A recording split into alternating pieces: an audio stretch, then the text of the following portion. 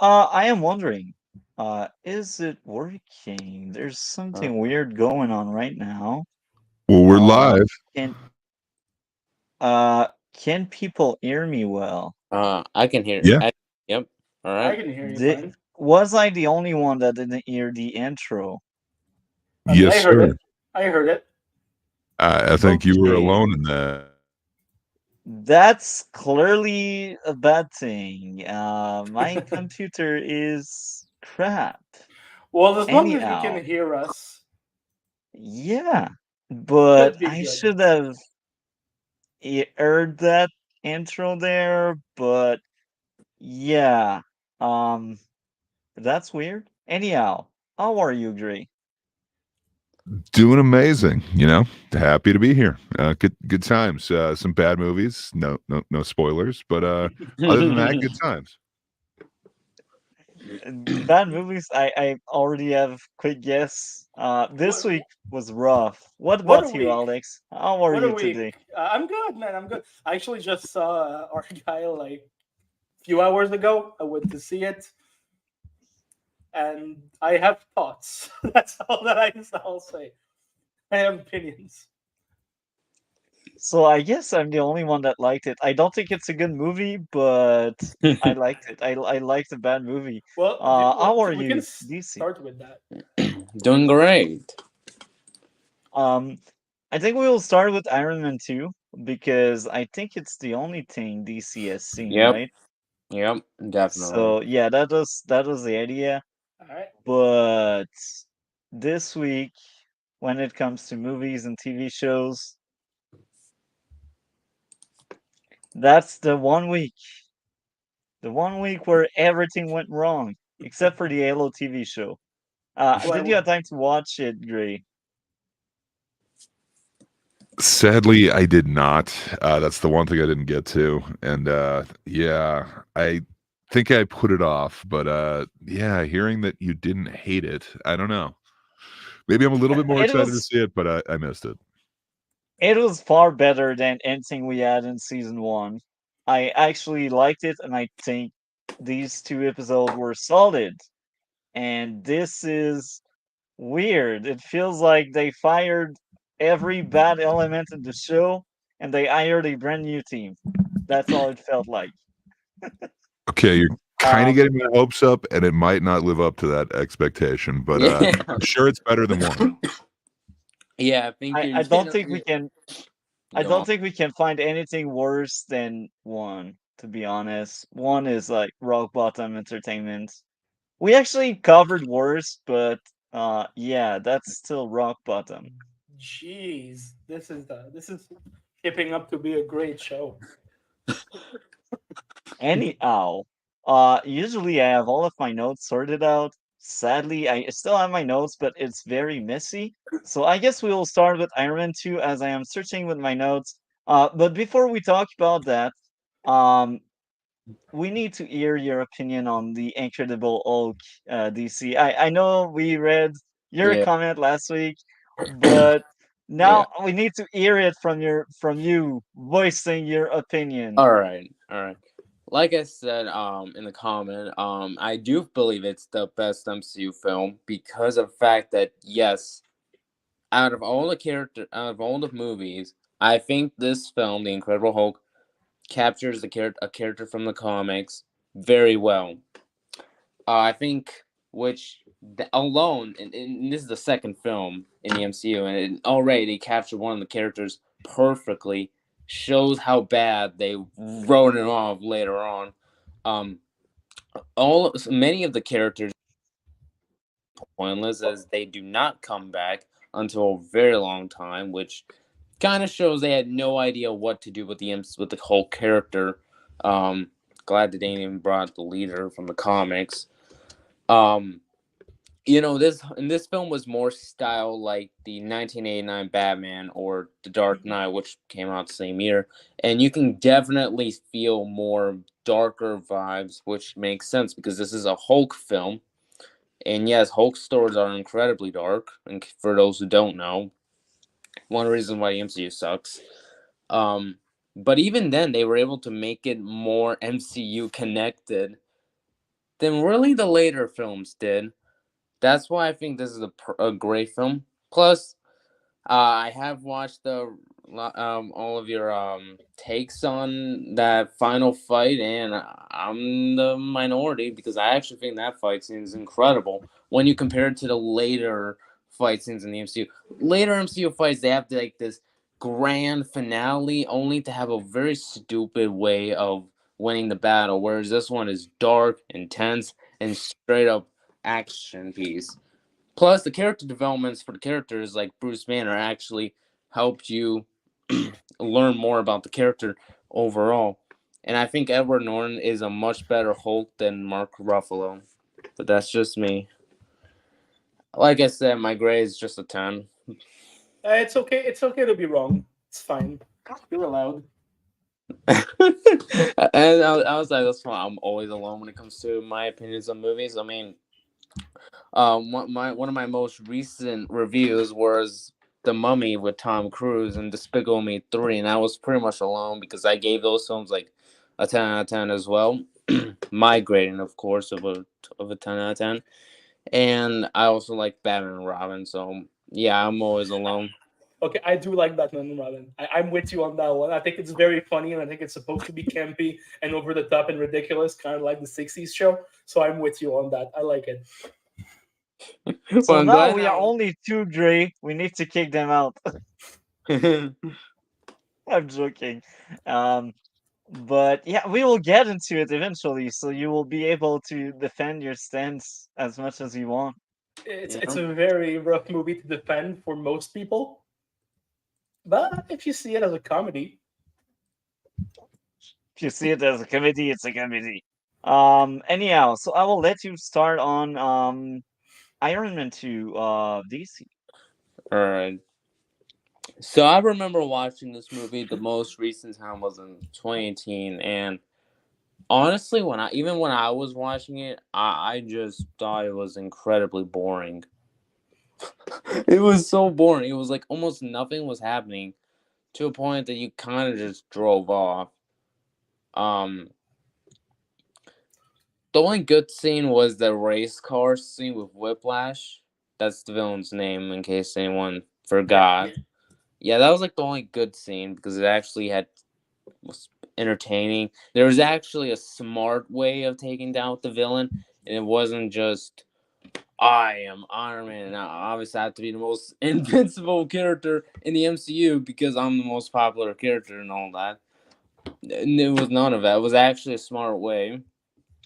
But yeah, so many storylines were so forgettable.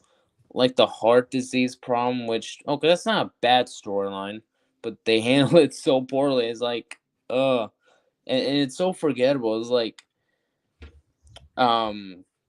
his new armor with the triangle shape. What's the difference between that armor and the last armor? I have no idea.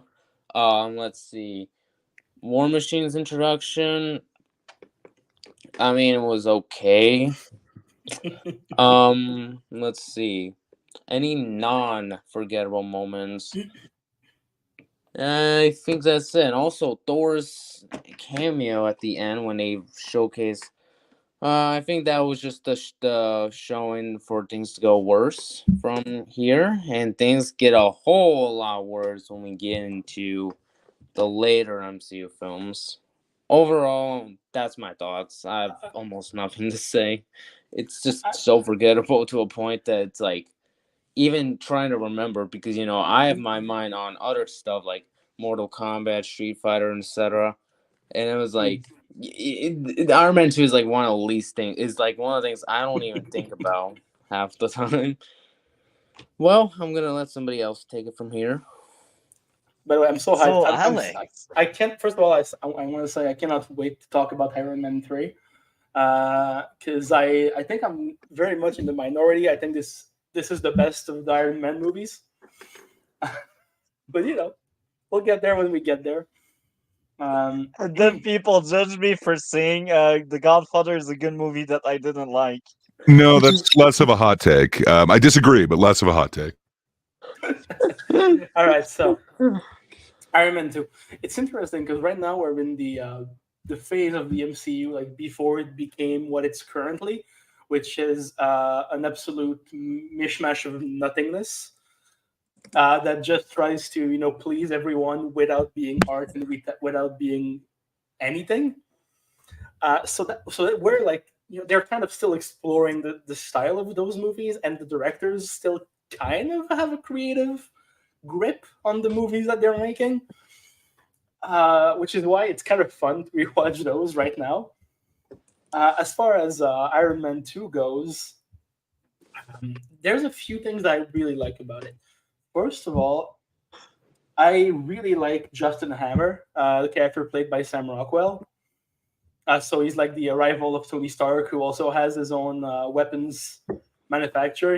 Like he tries to go head to head with Tony in the business side of his life, and I think he's a very entertaining character, mostly because of the performance of Sam Rockwell, who's just an amazing actor. And I can see that Multi does not remember this guy at all, like not even a little bit. he's looking, but he can't remember. And it's interesting that they chose to go with Mickey Rourke to play Whiplash, the villain, because at this point in his career, Mickey Rourke is pretty much a has-been. Like he had a lot of surgeries. His face is all fucked up, and his career was pretty much dead. And they decided to bring him as a villain. And even though like Whiplash as a villain is pretty forgettable, I think that his action sequences work. Again, mostly at the race car scene. I think it's interesting, and I think he's got a very interesting way of fighting also, which which kind of contrasts with Iron Man's way of fighting. And this is very much a movie that's like about good old American values and challenging them. Seeing as how Whiplash is Russian, the decades-long enemy of the United States. While the movie opens, if I remember correctly, the movie literally opens with Iron Man going on stage and landing in front of a giant American flag, blasting out AC/DC.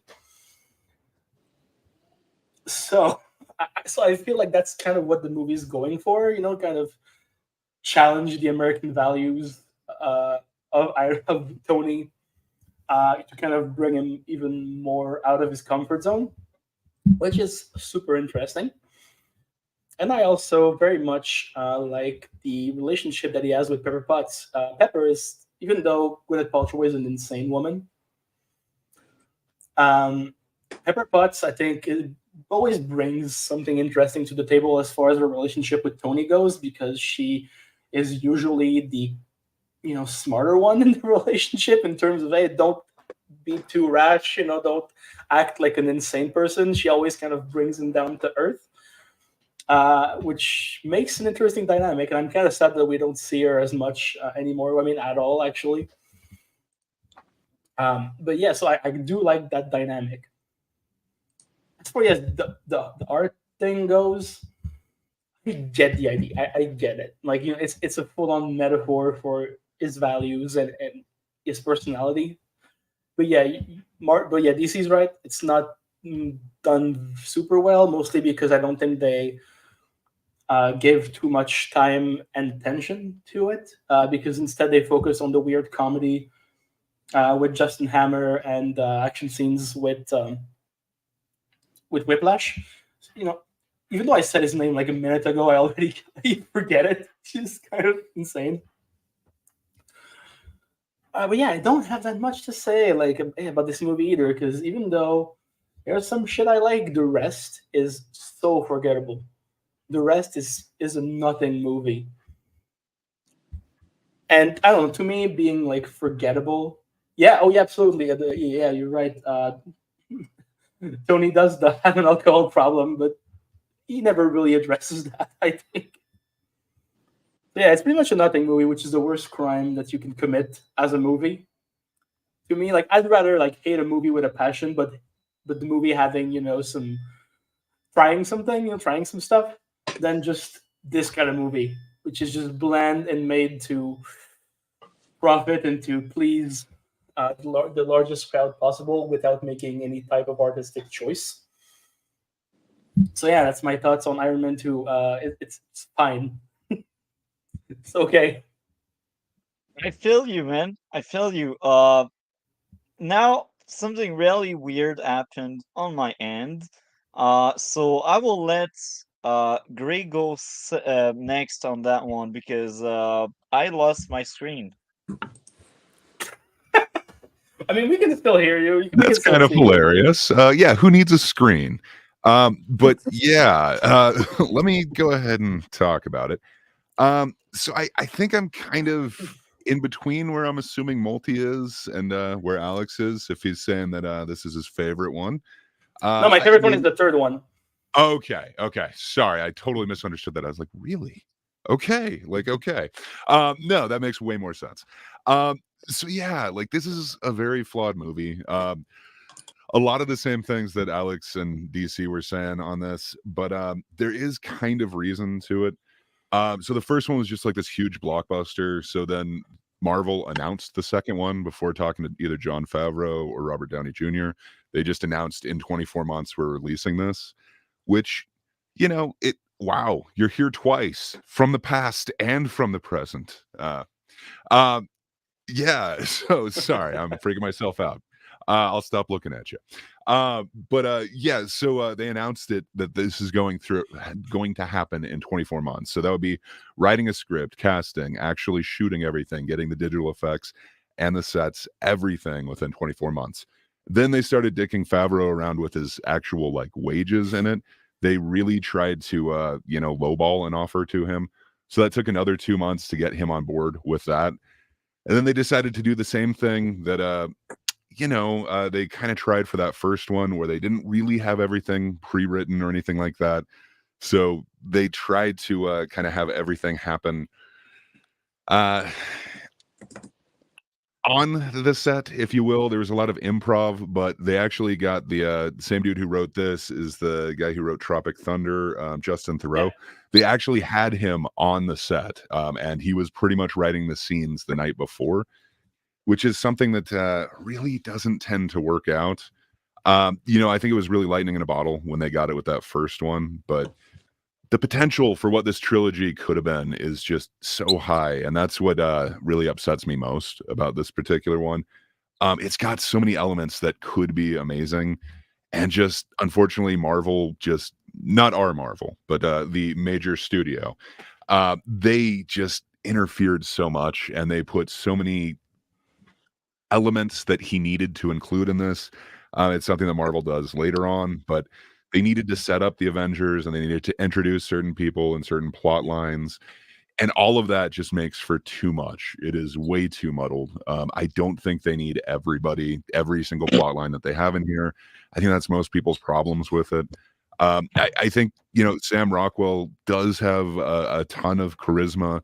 I think so. He was supposedly signed on to be Iron Man until Robert Downey Jr.'s legendary screen test. So he might have been the actual Iron Man. So it's kind of fun to see him as kind of Iron Man without a conscience, if you will, like what Tony Stark could have become. I think they could have gone through something really cool with that. Mickey Rourke does a pretty great performance. They really cut it down. A lot of his performance you can kind of see in the deleted scenes. And he kind of infamously hates Favreau now because he says he didn't have the balls to stand up to Marvel, to the studio, to actually keep a lot of his character in there. But what a strange guy. He said that he would do it under 3 conditions: that he gets the samurai top knot, that he gets to talk in a Russian accent, his character becomes Russian, and then that he gets that bird on his shoulder. So I don't know. I want to see what this dude actually did. Like, apparently a lot of it is on the cutting room floor, not even just the deleted scenes. But he brought so much to this character, and I guess we got to see so little of it. I think that's the real problem. Like, there's the whole Rhodey storyline. There's the Justin Hammer storyline. There's just way too much going on. He creates a new element, like, out of nowhere from these clues left by his father because he knew that future tech would be able to analyze exactly what he did with this diorama of, and then that he would somehow be able to put that together. It doesn't quite make sense to me. And then, like you mentioned, oh yeah, he's also an alcoholic at some point. That's the other storyline that they really could have gone with, and he could have gone on an amazing journey. Instead, we just kind of get regression from exactly what his character arc was in the first one. And that could work, but they would really need to explore that. But no one of them really gets to actually like get its time in the sun. They all seem like they're just kind of fizzled out plot lines. And like DC was mentioning, a whole bunch of them are just kind of forgetful. Even some of the characters. The one thing that I will say is, again, it looks really beautiful. They did actually use live action for a lot of it, like the cars flipping, the cars being cut in half. They used practical cars, and then it was just augmented with CG. I think that is amazing. The suits, again, they seem heavy in this. Again, they're practical suits, and then it's augmented with CG. I think that just makes it hold up so much better than some of the later versions. But I think there's just so much potential in this, and it's all just kind of wasted for me. I wish we kind of could have gotten that Marvel that could be if they'd let Jon Favreau make his trilogy that he was trying to make. Perhaps he wouldn't have had to shove like all the father elements and everything into this, along with every other storyline and the Avengers tie-in and Nick Fury. But I don't know. What we got is kind of a muddled mess. I can see why it's kind of forgotten for most of us. I definitely forgot most of what's going on here. I feel you 100%, man. Mm-hmm. I feel you so much. Do you want to add more? I think that's it. I wish it was better than what we got. I think the potential is there, but you know, the studio kind of saw money after that first one. Okay, well, let's go over Cole's note. A mostly forgettable, mediocre entry. It sucks because it has a lot of positive in between. I love the action scene in the beginning with Mickey Rourke and Robert Downey Jr. I love the cast with even great name actors such as Sam Rockwell in minor roles. Unfortunately, despite that, a lot of them, such as Mickey Rourke, just didn't fit the character. It was the first MCU film, to my knowledge, to have cameos like this with other MCU characters. You're right, Cole, on that. I don't think there's any others. Which was cool, but they didn't do anything with them. The addiction scene with Ronnie Downey Jr.'s character was great, I agree, but it was only a small part of the movie. Fact. I wasn't a fan of Don Cheadle replacing Terrence Howard. I will be honest, I don't give a crap about any of these two actors. I think the character is, I won't say it's a bad character, but it's not like the character I'd like to see as a lead or something, because he just feels like that supporting character, that really bland, good teammate, you know, that generic good guy, always by your side, even if you do stupid shit. So yeah, the action scene in the climax sucked. I agree. The rest of the film in between those moments were forgettable. I said this before, and I will say it again. They should have combined a lot of the stuff in 2 and 3 together for the second film, and then do different and darker for the third. So this was Cole's notes about this movie. Now I am next. So the first thing is plot armor on Tony should have at least been knocked out when he hit his head after getting attacked by the villain. The villain did destroy a car in one hit. But that's got to show you that he's more than the suit, man. They got to show you that he can do something without the suit. No, I don't give it a pass. Yeah, He should have plus been knocked out or deleted. Like I don't give F. yeah, great. Plus MCU characters have plot armor that's just ridiculous to a point where it's literally so unbelievable. And Next, go on. Next up would be bold villains were weak and generic. And now, even if I say that, I do think the actors did their job, but they had shit material, so they cannot really salvage it. The humor didn't land well during the fight versus War Machine. Uh, it just wasn't funny, but I feel like it tried really hard to be. Next up would be humor felt off during the weapon presentation. Not funny. Divorce joke didn't land. So, like, really, I think my biggest gripe with this movie would be the freaking humor. It just doesn't work for me. I'm like, bruh, why trying so hard if it's not good? Okay, but the It's not dancing good. though, the dancing was good. No, No, not even no. close. Good luck for. I'm now more for Maltese mental health when we talk about the later MCU movies because that's all it is: humor, humor, humor. So, these are my dislikes. Now, I gotta admit, the music was on point. Tony was entertaining, and his addiction storyline, I liked it. The trial was also great. It was probably one of the highlights of the movie for me. Black Widow was also really, really cool.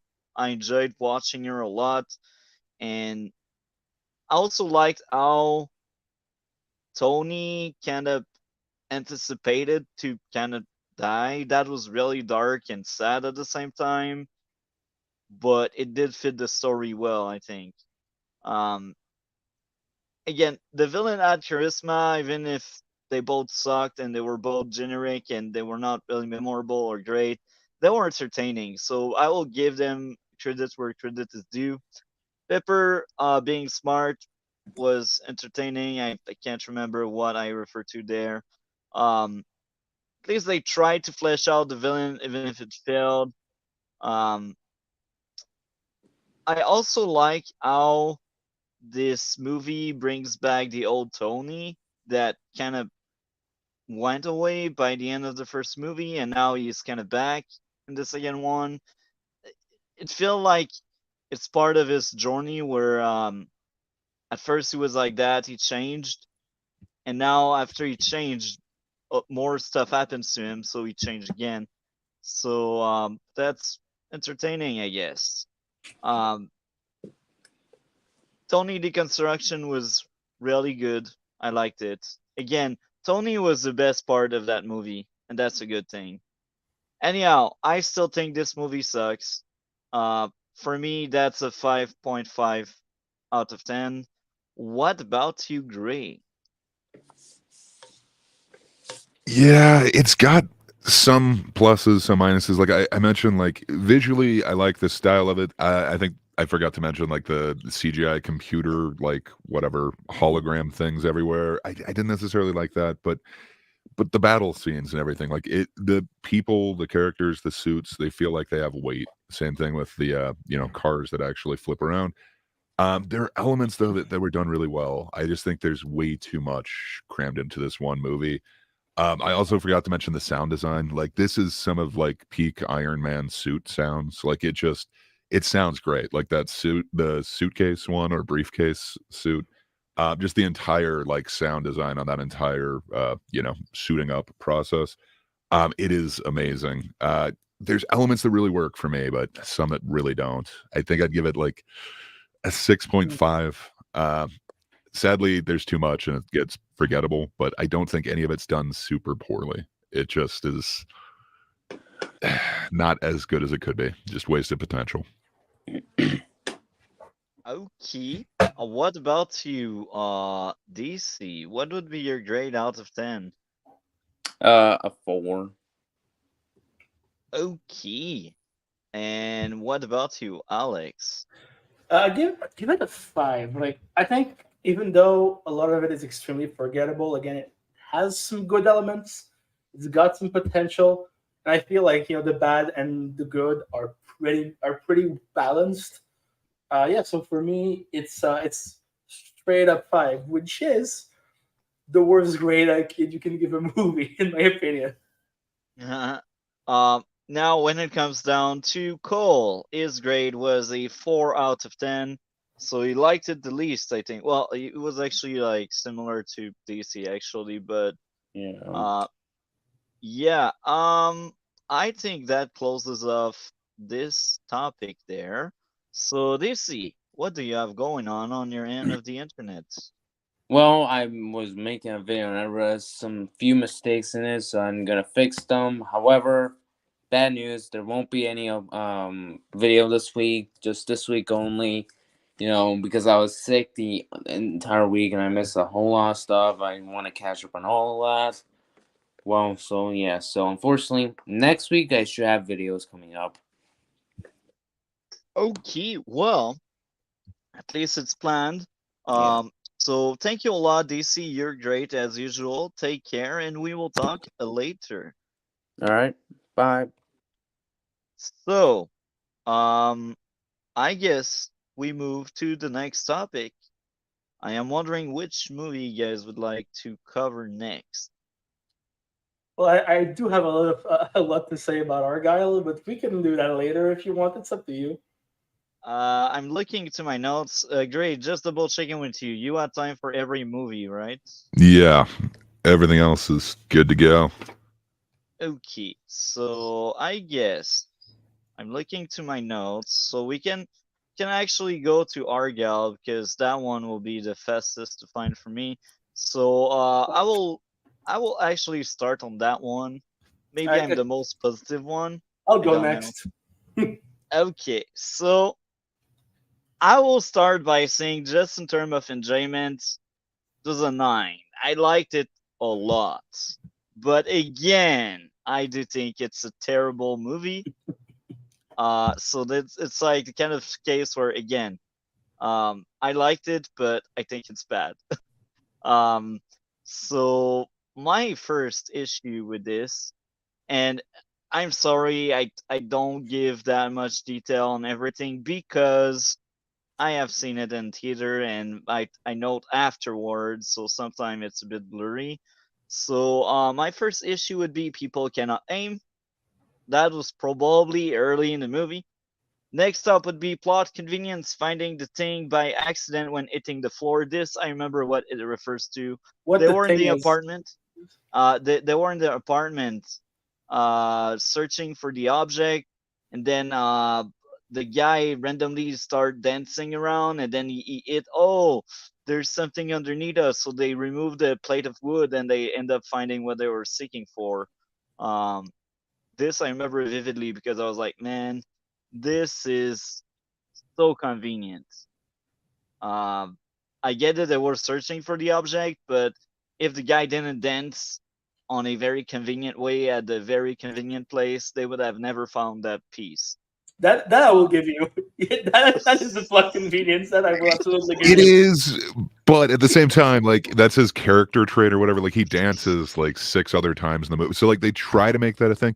Where like I don't know if you're gonna just go like plot convenience. Like what about driving an electric golf cart like through 20 buildings and then manually like grinding down this staircase without ever like just every bit of a spy thing is plot convenience. But come on, man, like that's not the first one in this.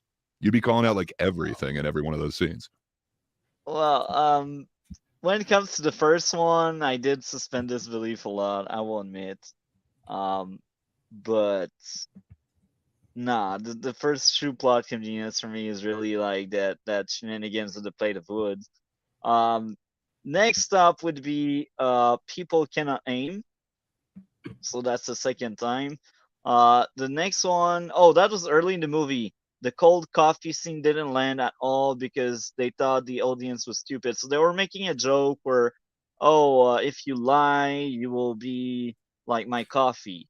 So from the right away, like if you're smart by any means, you're like, okay, he is saying that he will delete her, and the coffee is cold, But no, they needed to add the layer of my coffee is cold. It's like, bruh. I mean, he did set it up before by saying that he was enjoying a nice cup of Greek coffee. So there was a setup there. But it wasn't funny because they thought you were too No, stupid to get that the coffee is cold. No, it's not. It wasn't funny, but at least they set it up. It didn't came out of nowhere. Yeah, I'm not saying it come out of nowhere. I'm just saying it's not like properly handled. I don't think it was because again, It's kind of supposed to be that. That's part of her novel, and she's like kind of a pulpy, kind of sappy, like spy novelist. So I don't know if I could give them a pass with anything that they're doing, like in the actual like book. Like she's supposed to be one of those authors, but I don't know. They thought we were stupid. That's my issue. Next up would be people cannot aim. Next up would be plot armor. The villain having a speech leading to the cat jumping on him to save the two good guys. It's like it feels so contrived. So yeah, it's like how convenient. How convenient. Anyhow. Next up would be it felt contrived to see Argylle being able to seemingly shoot someone at the right spot despite not shooting in years. It's like, oh, I get it, muscle memory was somewhat of a thing in that movie, but it's far stretched, man. Like, They there's a already big showed that she difference. remembered the dances and stuff. I'm just saying, like they foreshadowed it. Yeah. It's I get it, like muscle memory is a thing, but aiming properly like that at the right spot after many years, no, this one I'm not giving in the pass. It feel like a stretch, big stretch.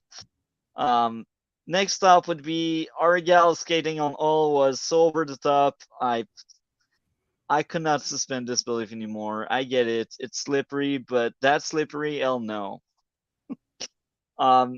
Next up would be they set up using firearms, could blow up the place, yet Argylle shoots everywhere and nothing is set on fire. Okay.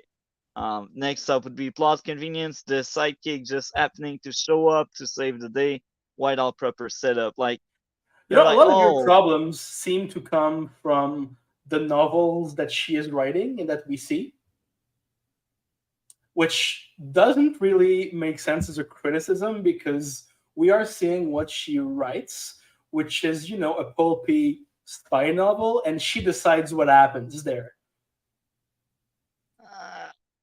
I still feel like I can hold it against the movie. Anyhow, these were my issues. I like the action a lot. The plot twists were somewhat decent, except for the last one. Oh, the girl is still alive, and she just appears to be right there right now. The characters were likable. I really don't want to defend that twist, but they set that up like 3 times. Like they did everything except for like just go like, huh? Like right after that. Like I don't know, man. Like that one they set up. Like this anonymous fan sent this in. Like, no, it's Yeah. gonna be, and then they did it again to rock. Anyway, like I don't know, man. They set that up quite a few different times. The music was good, and yeah, that's all I gotta say. Who wants to go second? I would love to go second if y'all don't mind. Yes, Yeah. please do. Okay. So first of all, I want to say that Matthew Vaughn is a director that I think is kind of interesting in the Hollywood landscape because usually he is pretty unapologetic with his style. Like Kingsman, and its sequel, and the third one. Same with Kick-Ass 1. He didn't make the second one. So, he's a director who mostly does very over-the-top action comedy. That's kind of also very gory, usually. Not this one, though, which is a problem, according to me. We'll get there. But yeah, he's a very interesting director in that way. And he's not a director who talks about things. He's not going to have a deeper meaning to his movies. That's not what he wants to do. So when I sit down to see Argylle, all I'm expecting is to see an over-the-top action comedy. That's not going to have anything to say about anything, but that's going to be entertaining and fun, which is what I got for like the first 20 minutes. And then this movie turned into the most fascinating train wreck I've ever seen in theaters in years. I don't think I've ever seen a story crumble on itself in such a way. Like it was very much like watching a car crash in slow motion. I could not look away. I was so fascinated by all the stupid, by all the bad shit. There's many things that I won't say, but like, so this is very interesting. First of all, I'm going to talk about the way the movie is structured. Usually, when you write a script, you will have plot points, elements in the script where that will, give the story kind of a bump to continue in the next direction, right? And here, Matthew Vaughn decided to replace the plot points by twists. This movie has like 20 something twists, and they come out like seemingly at random, and they get stupider and stupider and harder to believe. Which I feel like is a joke that Matthew Vaughn wanted to make. Like, oh, you know how in all these stupid spy stories there's always twists. Well, wouldn't it be funny if in mine there's like 20? But first of all, yeah, sure, I get the joke. It's not funny, but I get the joke. And the problem with that dumbass joke is that as starting like twist number 4 or 5, I can't really get invested into the story because I'm just wondering what's the next stupid shit, what the next twist is going to be. So instead of just being invested in what's going on, I'm like, oh, is this going to happen, or is this going to happen, or is this going to happen? Because he structured his story with twists instead of plot points. And they get so stupid and so ridiculous that at some point I would like. I think it was when they revealed her real name. Which is like her real name is what, Rachel Guile or Guile. I think at that point I just laughed out loud because it was so stupid and so ridiculous, but not in a fun way. Like in a way that I just was like, okay, fine, do what you want, movie. I don't care anymore. Like, so when you have so many twists, they don't become twists anymore. It's just annoying, and it creates, instead of engaging you as an audience member, it creates emotional and narrative whiplash. I to the point where I had a headache by the end of this thing, and it's a long movie. It's 2.5 hours. That is way too long for whatever this thing is. So yeah, in terms of pure screenwriting, it's a whole mess that is really brought down and weighted down by the twists and turns that it thinks are very cool and fun and surprising. So yeah, just let me enjoy the story. You don't have to like throw something at me every 2 seconds, every 2 scenes. And the problem with those twists, that a lot of them are so freaking predictable. You can see them coming like a mile away.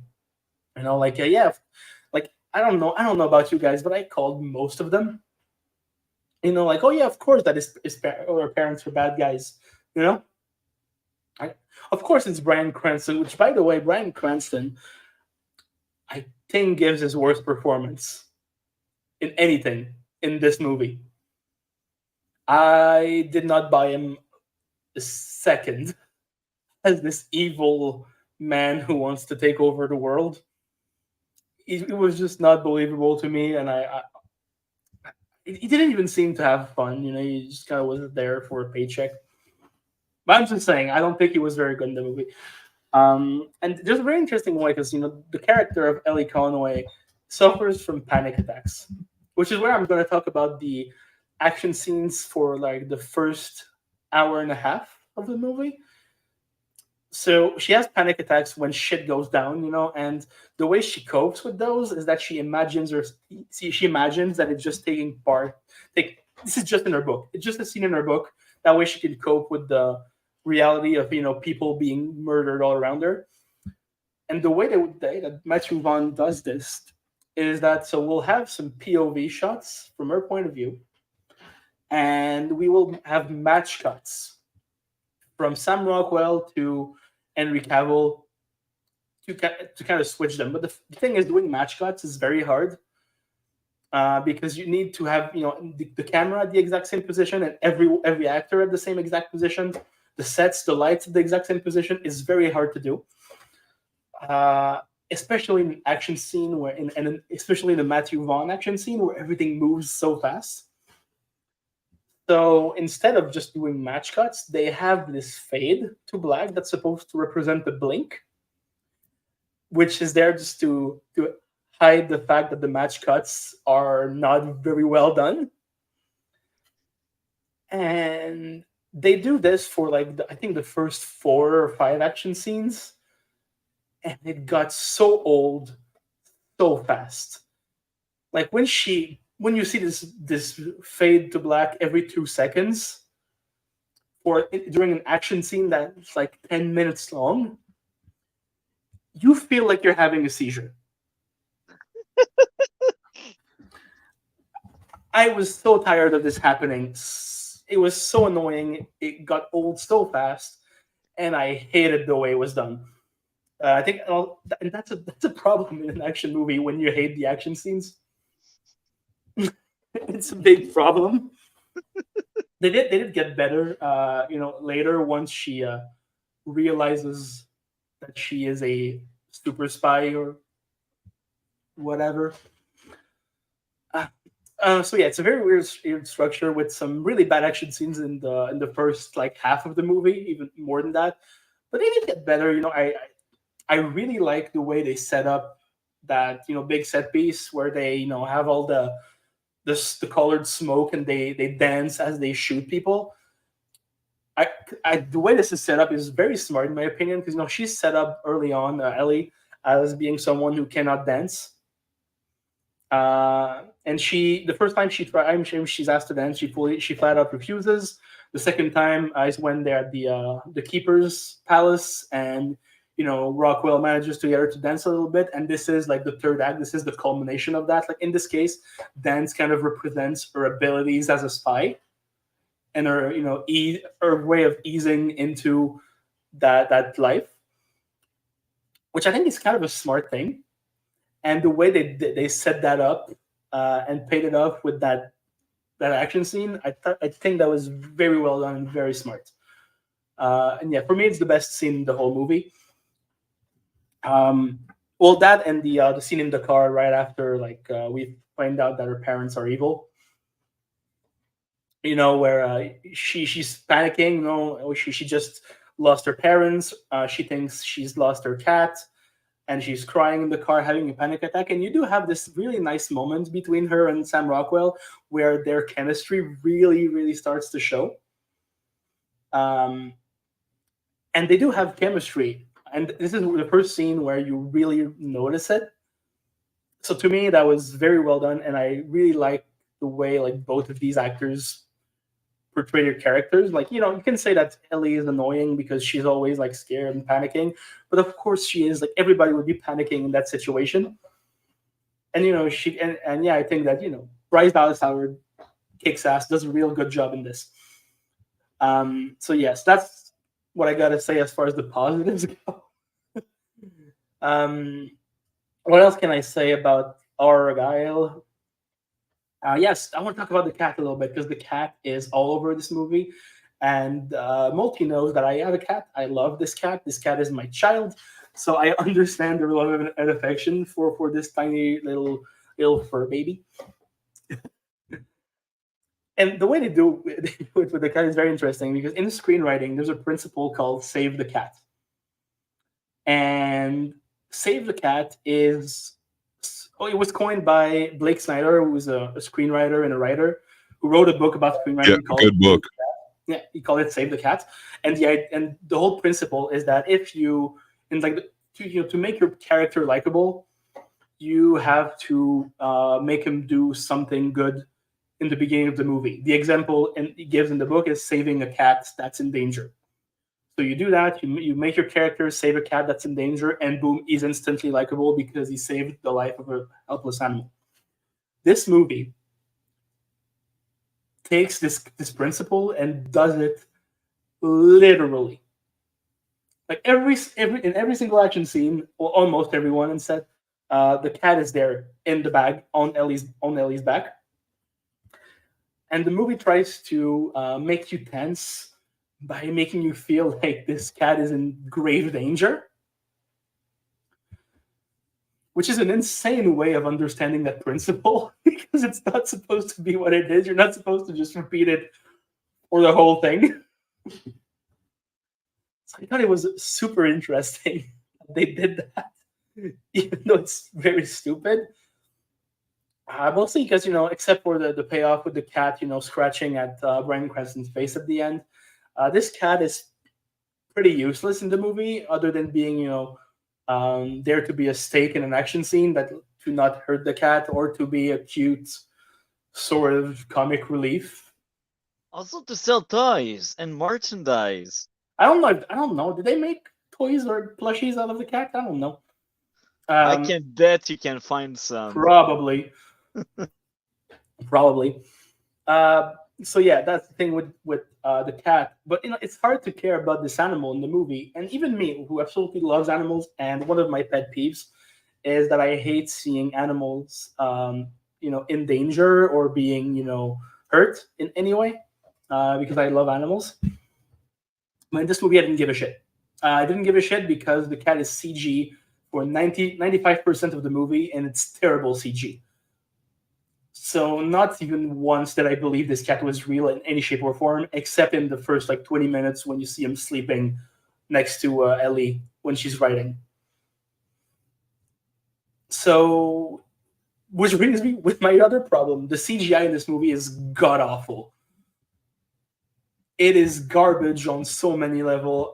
There's, during that, cool action scene that I talked about, with the smoke, the colored smoke, we see an overhead shot of her spinning around and shooting her guns, and the camera comes down and this is a fully CG shot, and as the camera comes down, you can see the straps of her backpack popping up in existence.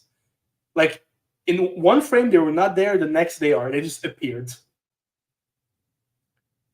which is ridiculously stupid and ridiculously bad.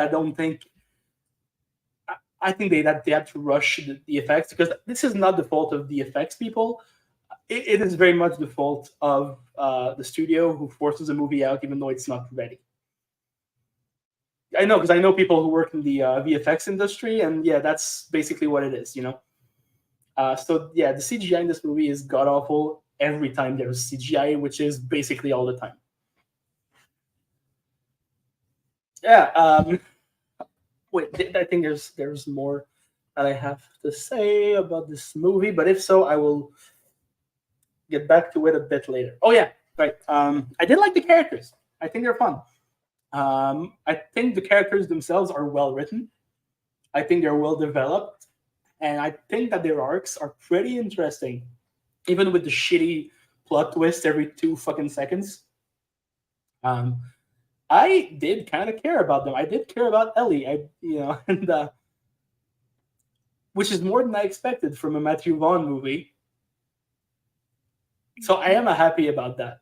That I cared about these characters, and that I liked the way they were written and the way they were performed. That being said, this movie is a waste of a good John Cena and of a good Samuel L. Jackson, who are barely in the movie, and that makes me sad, because both of these guys I like a lot. Especially, I think I told you guys before when we were talking about the Fast and the Furious movies, John Cena, I think, is an incredible comedic actor.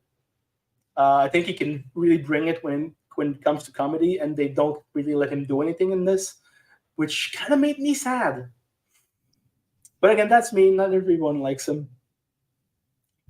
So I don't know, as far as the ending of the movie goes, I don't know if it's a setup for a sequel or if it's just a joke by Matthew Vaughn that's like, haha, see, another stupid plot twist. It's bull. So I think it's a setup because they want to milk out that cash cow. Well, I will end by saying this. This is a message to Matthew Vaughn, who will never watch this, but still. Matthew Vaughn, if everything in your movie is a joke for you, we will not take it seriously and we will not be engaged as audience members. Your whole movie cannot be a joke if you want us to care. So next time you make a movie, you can make it funny, but you don't have to make it a joke by itself. Because people will consider it a joke, not a movie. Yeah. That's a really good point. I like that. There you So go. I will read out a cold comment on that one. There seems to be this trend of filmmakers such as Matthew Vaughn and Guy Ritchie or other filmmakers trying to be like them, trying to relive the success of murder, crime, mystery films such as Knives Out or those comedic action films in the style of films such as Kingsman and The Gentleman that they made before. I've been seeing it so often lately, and usually featuring the same type of actors such as Henry Cavill. This is just another film out of that bunch trying to be like them and be wacky and creative. The issue is it wasn't wacky, creative, funny, etc. It feels bland and feels a lifeless shell of classic it's trying to copy. I wasn't a fan of over half of the cast in this. The mystery element was predictable as hell. It was all forgettable. The story, writing, visual, production, and everything about it was generic as hell, and it had nothing unique to it. It was so uninteresting in everything happening during it. The most exciting part about it was when it ended. Please stop Matthew Vaughn from making these films before you turn into the next Andrew Niccol. Oh yeah, I My, agree. I agree. they Andrew, both talk. Andrew Niccol used to be so good, man. He used to be the best, and now, well, So, Gray, what did you think of that masterpiece? Yeah, so Matthew Vaughn's really hit or miss for me. I like a couple of his films a lot, actually, but I heard one of the criticisms of this one, and I don't know, I think they just hit the nail on the head. Like, this is like too much Matthew Vaughn. This is like Matthew Vaughn squared. Like, yeah. it keeps going, and he just didn't put any stops in this, where I think most, like perhaps he had too much control in this, perhaps some restrictions or some studio being like, I don't know if that's a good idea. You should really think about that. I don't think he was checked at all in this, and it feels. Please go. Can I tell you why? Because I know why. Marv, the company that produces, it's his company. He's the one who's putting the money in this movie, so he's the one who controls the movie. That makes sense. Yeah, it feels like somebody should have checked him, and he did not get that in this one. So everything that you guys were saying, it just keeps going. Like, why would you put 20 twists in one movie? Like Clue is kind of infamous for that, for the like way too many twists, and I don't know. It's like he was going for that, but it's gonna just keep going. I don't know. Yeah, I think he was going for a joke. That's my. Yeah, but the whole thing then, like, so I don't know. There's elements of it that were really cool. Like, some of the twists could have been great if you had kind of like set it up and that's the twist you're going for. But when it all adds together, like you mentioned, it comes off like it's some not good attempt at humor. Yeah, like parts of it kind of work. Like, I like every actor that's in this, aside from Dua Lipa. I didn't know anything about her acting before this, and Ariana DeBose, the other one of the three party of spies. I didn't really know either of them prior to this, but everybody else in the cast, like, I generally love in whatever they're in. But somehow this just feels wrong on so many levels. Sam Rockwell still gives like a good performance, and it's he's charming. I can understand kind of some of his character's motivations, but at a certain point, I don't know. I think I stopped sympathizing with him. Maybe it is the whole save the cat thing. So I really don't like the use of the cat in this, but on top of that, like both Sam Rockwell and what's her name, Kyle, completely just, I don't know. They show no care for the cat. I mean, I know it's CG or whatever, but it's like, I don't know. You throw the cat off of a building to check if it's going to be safe for you to go off. She actually cares about the cat, but somehow when she finds out that her parents are trying to kill her, she has a gun to her head and she's running right near the door after the cat saved her. She just leaves the cat where the cat and the carrier are right there, and she supposedly would give a shit about the cat. Well, she does say to Sam Rockwell right after, "I need to go back for my She cat." questions for a second, and then she ponders, do I go with this stranger or do I get the cat, the one thing that I love? I don't know. To me, it just, I would never. I own a lot of pets. Yeah. I don't, even if I was brainwashed, I can't see me just being like, well, that cat's fucked. It's in this new country, whatever. People don't know it's there. There were people that are apparently a spy organization that tried to kill it. I'm just going to leave it. I can't see that. So I find it hard to like even sympathize with these characters, even if she's going through this brainwash thing. I don't know. It doesn't seem to work on any level for me, which is really sad because I like all the actors and I don't feel like they're doing a horrible job in it. But with all the twists in this, it's just like, okay, so nothing is real and I don't care. Like, this isn't even the real personality. This isn't like, I don't know this person. I don't know this character. It doesn't seem to work for me. And it's sad because visually everything is really cool on this. Like, you mentioned like the train scene where like she's blinking and all of a sudden, like it's switching between characters. That could be really cool as a scene, but they keep doing it. And like you mentioned, like in a prolonged action scene, like it becomes almost seizure inducing. It seems over the top. It's like, I think someone really should have checked him on that, but for some reason, it could be because he's financing it. Just nobody said, do we need that though? So I don't know. I don't think he should be left unchecked. Sorry, my dog just keeps whining apparently. Yeah, so there's issues like that. You mentioned the CG just doesn't look that great, which is sad because they're doing everything in CG and really bad green screen. And on top of that, it just, none of the locations look real. Like, and so much money went into this and they paid the actors so much for this. And then the one scene that you guys didn't touch upon that just is so stupid is, for no reason, they didn't set up before, but all of a sudden it turns out the bad guy's secret lair is an oil refinery. Yeah. That when they shoot these pipes, just all of a sudden there's oil everywhere. But solution, nobody can shoot because if they do, everything will light on fire. But magically, she's got two knives that she can just stick into her boots and use like ice skates, as if, she wouldn't just stab her feet and the floor. Because that's exactly how ice skates work. And then to end that scene, she ends up shooting people. So it's like the one thing that they couldn't do, she did to end the thing that isn't at all possible, that doesn't look real or good. I don't know. Like, I think any one of these could have worked, but the combination of so much over the top unbelievableness mixed with like the twists, just, I don't know. I think this is going to be infamous as one of those huge flops. Like, there's just so much money put into this. And you were mentioning you didn't know if that was a big joke at the end. It's not. It is 100% connected to the universe. And then the last twist, well, prior to the credits twist, that's supposed to show you that there is this real character in reality.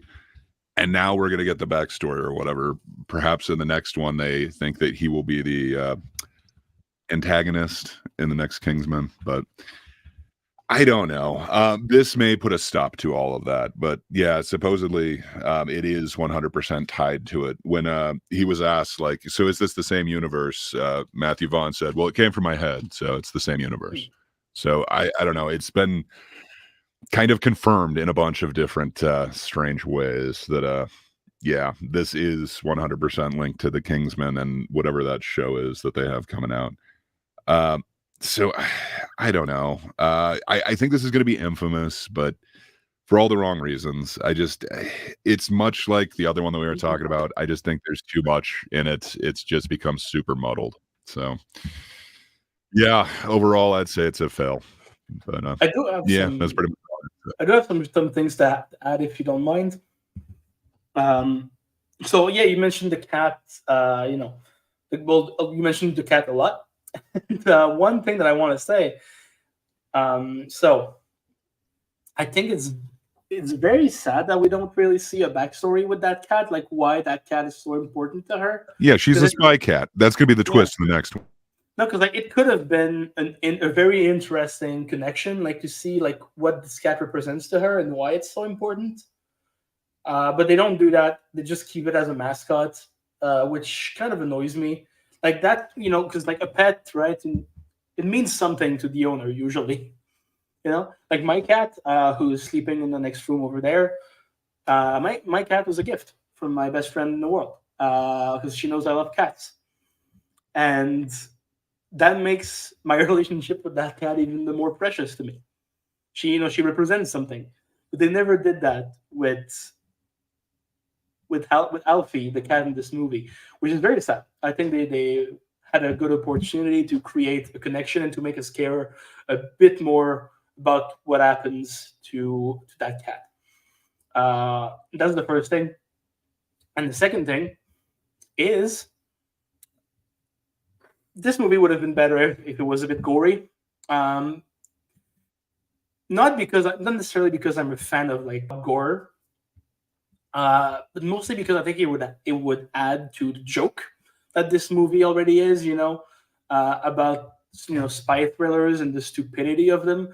Like if you have some over the top gore or some ridiculous on screen violence, I feel like it would make the joke of the movie clearer and better, and easier to understand for a lot of people who might be confused as hell by this movie, who doesn't take itself seriously like at all. So yeah, that's just my 2 cents on the cat and on the fact that this movie is PG-13. I thought it was for everyone. I didn't thought it was PG-13. I'm surprised. But yeah, you're right. You make very fair points. So I'm wondering if any of you would like to add more. I guess not. So, Cole, grade would be a 3 out of 10. My grade would be a 5.5 out of 10. I did like this movie more than Iron Man 2 because Iron Man 2, without saying it in my critique, I thought was freaking boring. But yeah, I will let Alex share his grade out of 10 for Argylle. Yeah, so as I said when we were talking about Iron Man 2, I think 5, like middle ground, is the worst grade you can give a movie because it means that it's just middle of the road. This movie is not that. This movie is far from being middle of the road. It's pretty terrible, which I think makes it more interesting to talk about and to at least analyze why it's a failure.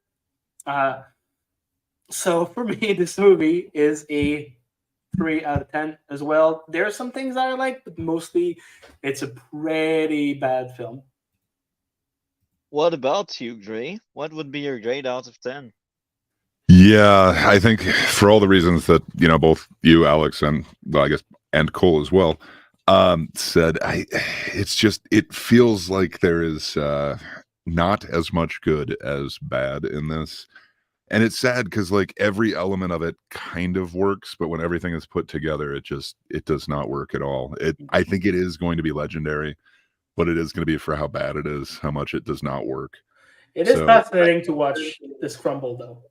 For sure. And it was hard to look away. I think you mentioned Trainwreck before. It really is. So I think I would give it a 3.5, but I think it's going to be very infamous. Okay, so coming next, we got El Conde, and I will start on that one because I don't have much more to say. I have a few things to say. To start this one off, my enjoyment sits at a 2. So I didn't give a crap. I had empathy for most of it. That was a painful experience. My side note is more like, yeah, I didn't connect with anything and I ate subtitles. Outside of that, I don't have issues. I A lot of just, it is in English, like huh? a lot of the movie is in English. Like the narration is in English, and Yeah, but there's so much subtitle. Like I'd say like I can't remember how much of it was subtitles, but the other thing that kind of turned me off, but again, I won't hold it against the movie because that's a me issue. It wasn't black and white, and I hate black and white. there's a reason for that. Yeah. You hate black and white, just like no matter what, it's gonna lose points for that. Yeah, No, as I said, I didn't hold it against the movie. I just ate it. I don't So know. again, That sucks for any black and white subtitled movie. when Just when yeah. when we'll watch Godzilla -1, we'll watch the black and white version. Oh That way, my. it'll be both subtitled Oh and black my. and white. Oh my. That will be painful. Anyhow, again, I don't have valid issues with this movie. Uh, I still have a few likes, even if I didn't give a crap. The action was entertaining. The music, I think the music was probably the best part of it, and the narrator did add stuff. Um, so yeah, the other side story with the girl learning how to fly was entertaining, and I don't have much more to say. So the actor, they did solid. They did good job. So yeah, that's all I got to say. So Alex, what did you think of El Conde? So, yeah, so I want to talk about the director, about Pablo Larraín, who is the director that, in theory, I should like, because he really does some interesting things. Like he tends to do biopics about historical figures, but turn them into genre films. So, like his previous movie, Spencer, about Lady Di, Princess Diana. Even though it was a story about her life, it was also a ghost movie. It was a ghost story. And this movie does the same with real life dictator Augusto Pinochet by making him a vampire, blood-sucking vampire. And you mentioned the black and white. Well, it's clearly to homage and reference the older like vampire and monster movies from the 30s and 40s. Like the original Dracula, like Nosferatu, like even Vampire. So yeah, this is why it's black and white. By the way, this movie has tons of references to old horror movies. And yeah, I think that the idea of turning a real life dictator into a vampire, for a fictional movie is interesting. And I think it makes a lot of sense, when you consider what this guy has done in his country, where like he would metaphorically suck the blood dry of his people, and of the country itself, to make himself more powerful and richer. So I think that making him a vampire is kind of smart, and I think it's a good idea. And there's some things that I really like about this movie. First of all, it is gorgeous. Even though you don't like black and white multi, you have to admit this movie looks fucking beautiful. Like every image is so well lit and so well composed. It's a gorgeous film visually. I do agree, but I Mhm, didn't notice it in my notes because I had apathy. I'm sure if I cared mhm. for more about it, I would have mentioned Yeah, it. But now that you bring this up, I do agree with you. yeah, it is gorgeously shot. And if this wins the Oscar for best cinematography, I will not be sad at all about it. I would be happy about it because it's gorgeous, gorgeous, gorgeous. Um, and I did think it was very funny. For me, like I don't know, I get you didn't like it, but for me, the dark humor that this movie had going for it was very much on point.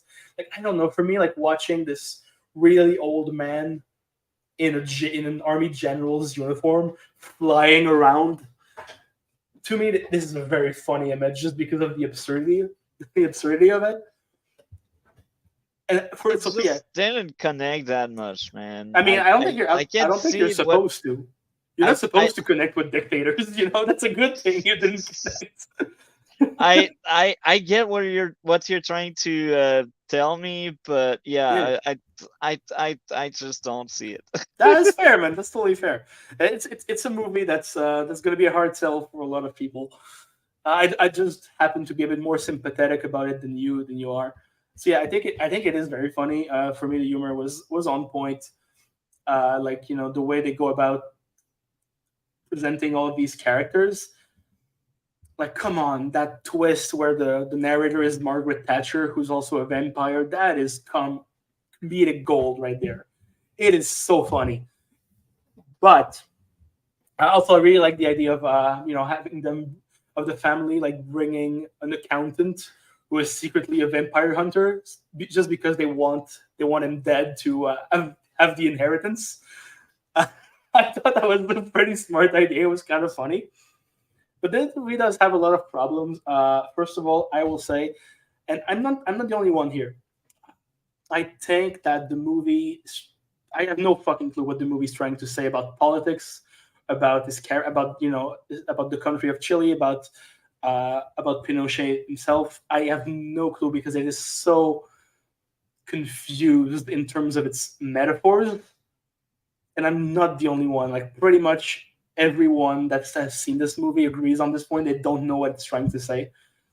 And I think that's because it tries to say so much and to do it with symbols and metaphors, which all get kind of mismatched together and kind of mushy at the end. So you can't really tell what is supposed to mean anything. For me, the way I kind of interpreted it, again, this might be very wrong, but for me, this movie kind of talks about how the the dictators or like the rulers of every country will bleed us dry because of their own ego and of their own desire for power and money. Like because you have in this movie a lot of representatives from a lot of different countries. Pinochet and his wife was from Chile. You have the French girl who is thriving for power.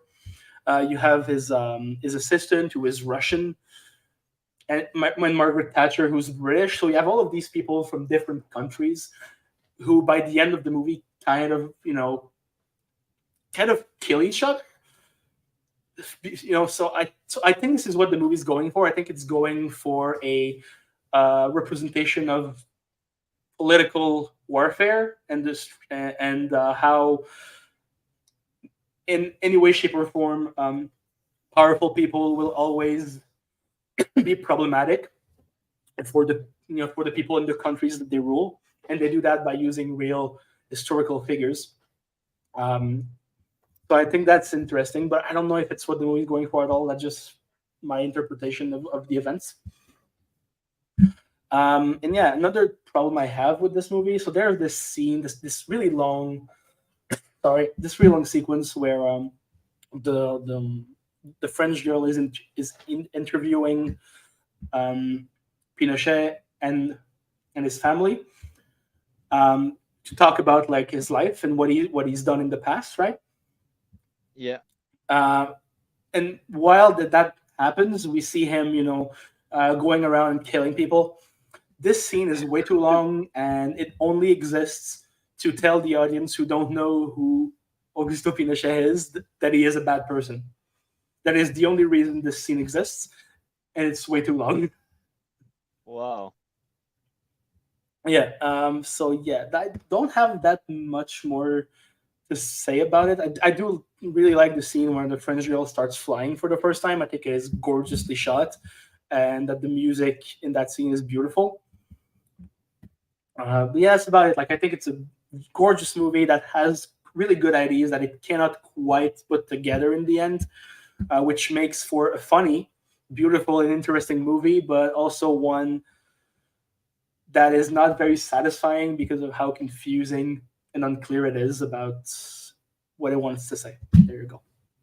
And it's interesting. I like your point where you say they don't really know what they want to tell when it comes to politics Yeah. and stuff. It's funny because I'm sure if I cared more about it, I wouldn't notice it. I just didn't Yeah. notice it because I was really tapped out of the movie fast. I mean, I'm But sure. I'm sure Pablo Larraín knows what he wants to say, but I don't think he really knew how to convey it through this movie because he is from Chile. Like he was born while Pinochet was still in power, so of Yeah, course he has some stuff to say about his reign because he lived it. yeah, The fact is that we don't know what he wants to say because he doesn't make it clear at all, even through analysis. I don't really know. yeah. That's very interesting. So now I will bring Cole's comment on that one.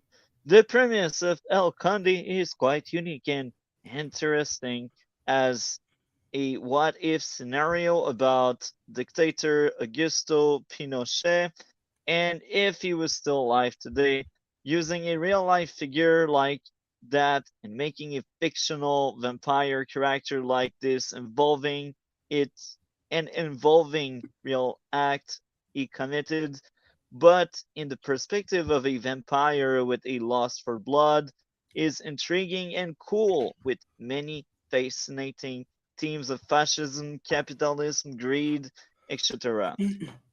Unfortunately, unfortunately, I just massacred the word.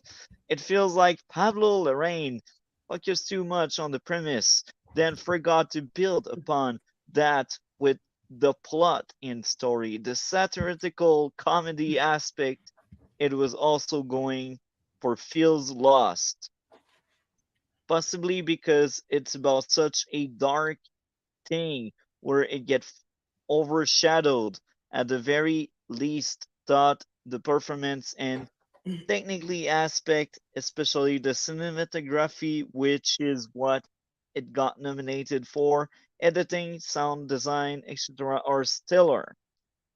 That and the premise was enough for me to enjoy it, but I probably wouldn't watch it again, especially in comparison of many Pablo Larraín's far superior movies such as No, Emma Spencer, The Club, despite Natalie Portman being horrendous in it, Jackie.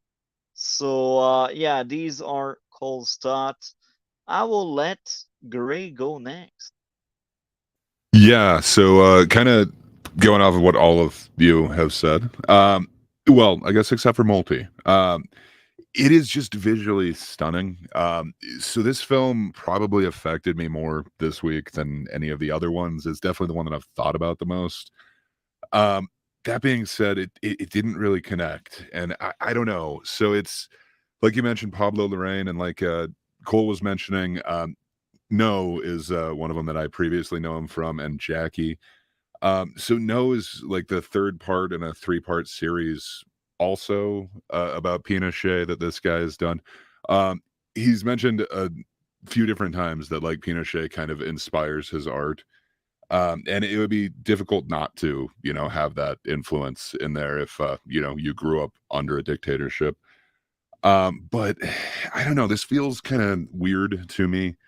Um, so I guess I didn't feel quite as strange with like Pride, Prejudice, and Zombies or like Abraham Lincoln Vampire Hunter, but somehow turning like Margaret Thatcher and Pinochet into like vampires, I don't know, it feels weird to me in a different way than those other ones. I guess it's because they're just kind of mixing genres, not mixing the biopic version in there, but and I guess with the vampire Abraham Lincoln Vampire Hunter, they're not making him the vampire. They're kind of keeping his legacy in a way. That might be the difference. I don't know. I'm not a fan of either of them, but I don't know. It just seems odd to me to kind of do that to a historical figure. But I guess I haven't felt weird about like like Tarantino's depiction of like Hitler or anything like that. But I don't know. This feels different, which is odd because I usually like dark humor, and I like all of the actors in this. Like they all did amazing performances. I wouldn't like say any one of them like stood out as a bad performance or a reason why this is wrong. Like everyone in it was awesome. I really liked. I believe it's Jamie Vardell or Jamie Vardell who plays Il Conde. Um, just that's an awesome performance, and the way that he's able to transform age is just awesome. Like, it really looks like he takes just like years off of his life from the dude with the walker who just falls over backwards, to this kind of vibrant, you believe he is a threat by the end of it. um I don't know, there's so many interesting ideas in here. I just don't think they connect for me, but every one of the performances is great. Like, I like the guy who plays the butler servant guy, Fyodor. I thought that character was really interesting. I thought the wife character, Lucia, was really interesting. um and I thought all of the children, his progeny. Excuse me, my dog is barking. One sec. Okay, I think I got him to stop. Sorry. But like I don't know. It's weird because obviously he's turning Pinochet into a vampire, so you're supposed to see him as the monster. But somehow his children seem even worse than him, and at points you're like sort of empathizing with him, or I at least seeing like at least I was seeing the children as more of the enemy than him. Like, I was kind of empathizing with him, like, okay, I can see why he doesn't want to drink blood anymore, why he'd be fine just finally dying, why he wants to die. But I don't know. There's so many interesting things that they're tackling with this. I also like his kind of take on, vampires entering a room. He didn't necessarily get the invite, and then, due to his age, he just instantly topples over. There's interesting things that they do with this. There's a lot of visuals that are going to remain with me.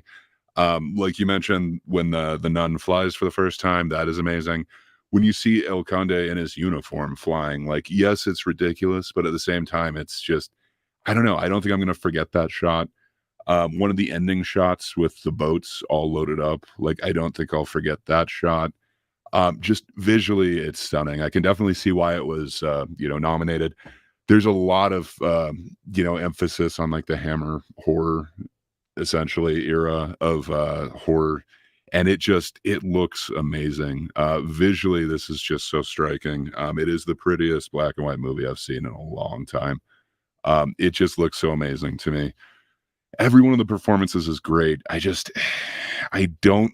So I think Alex is right when he's talking about a lot of the ambiguity. I think it can be done right, and I like that in a lot of films, that they don't spell it out for you. But this one, I don't know. It just seems so muddled. I don't see like opposing point of view or what it's supposed to be.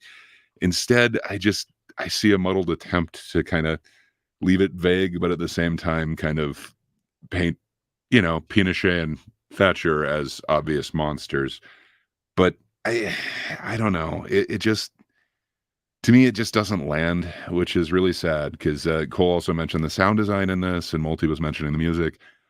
Every part of this is just like amazing. I don't know if you guys saw it with like a system or anything like that, but when El Conde is like talking, they do this amazing thing with reverb that it just is kind of really taking a really bassy power, and it makes him sound a little otherworldly.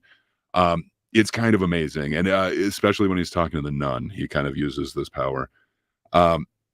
It's really amazing, and there's some real cool, I guess you'd call it set design aspects that are really dark. Like, for some reason, like their living room is like 3 feet down because they've worn through the boards and are basically walking in sand. Everything is so run down.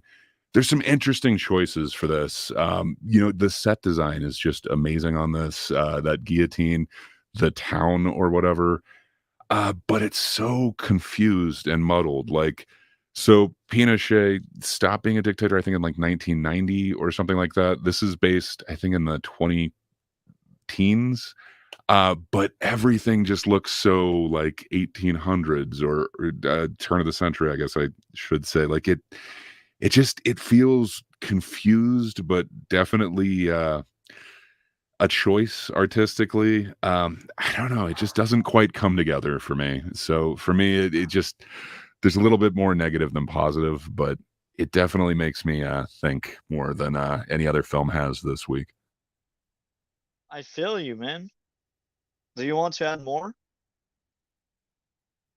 Sorry, I was trying to get my dog to stop barking.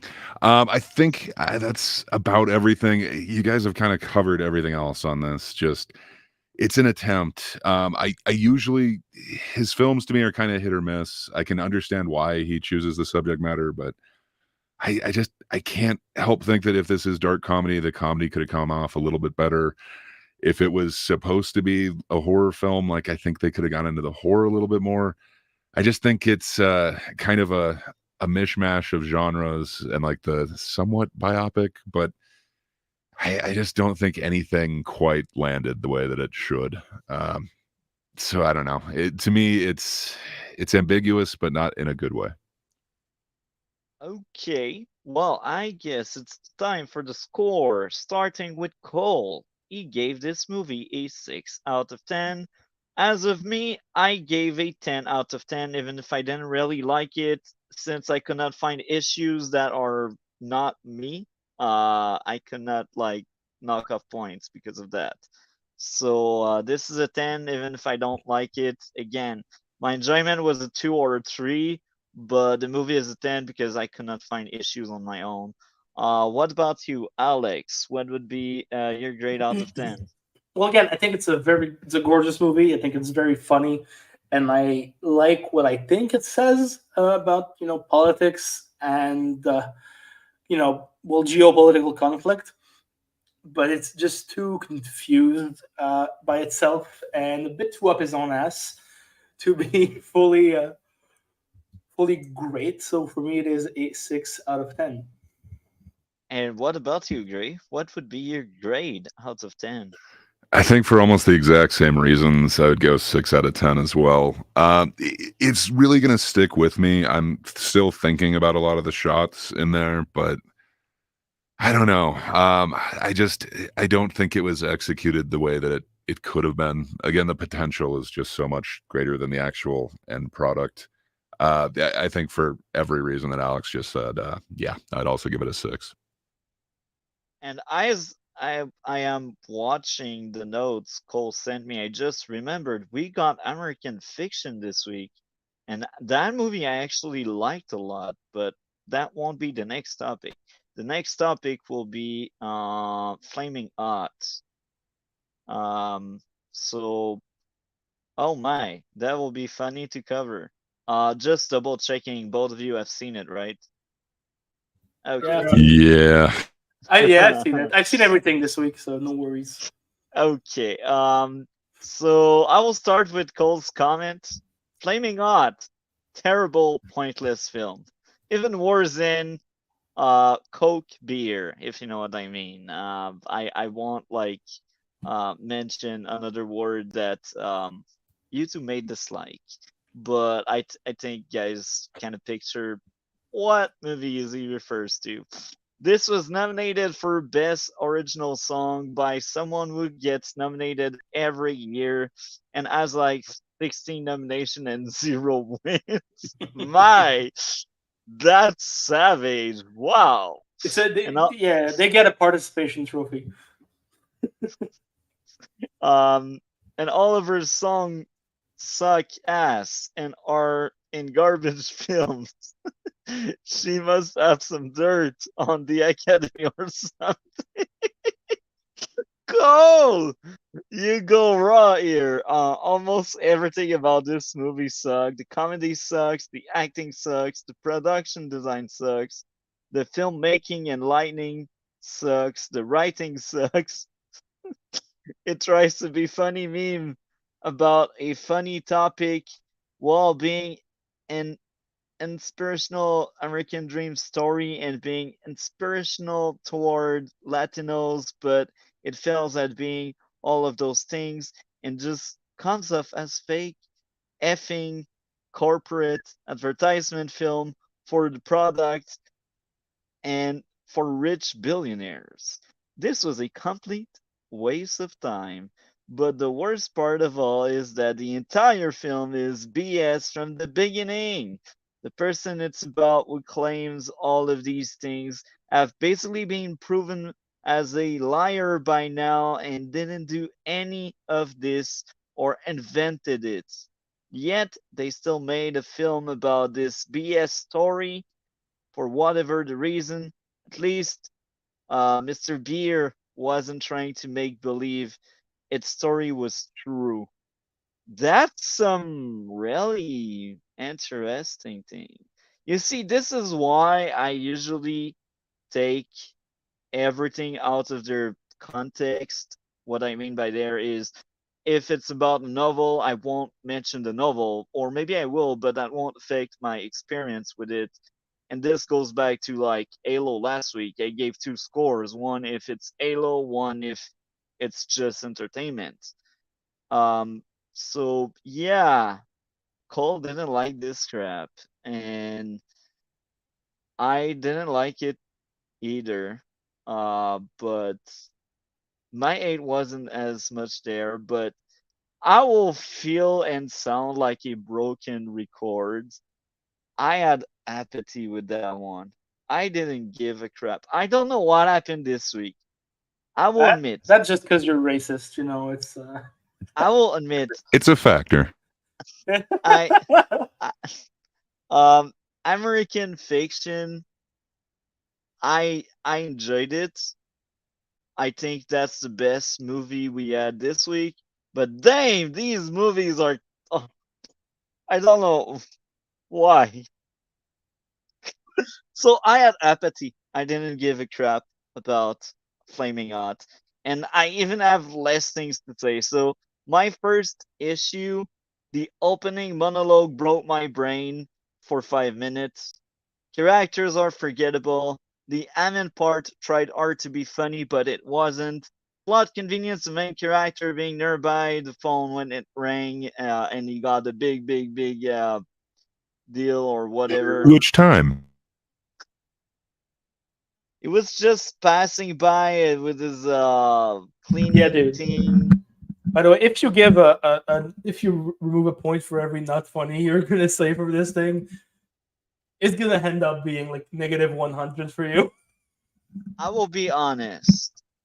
I was so tapped out of it, and I didn't give a crap about it. I didn't even try to guess if they tried to be funny.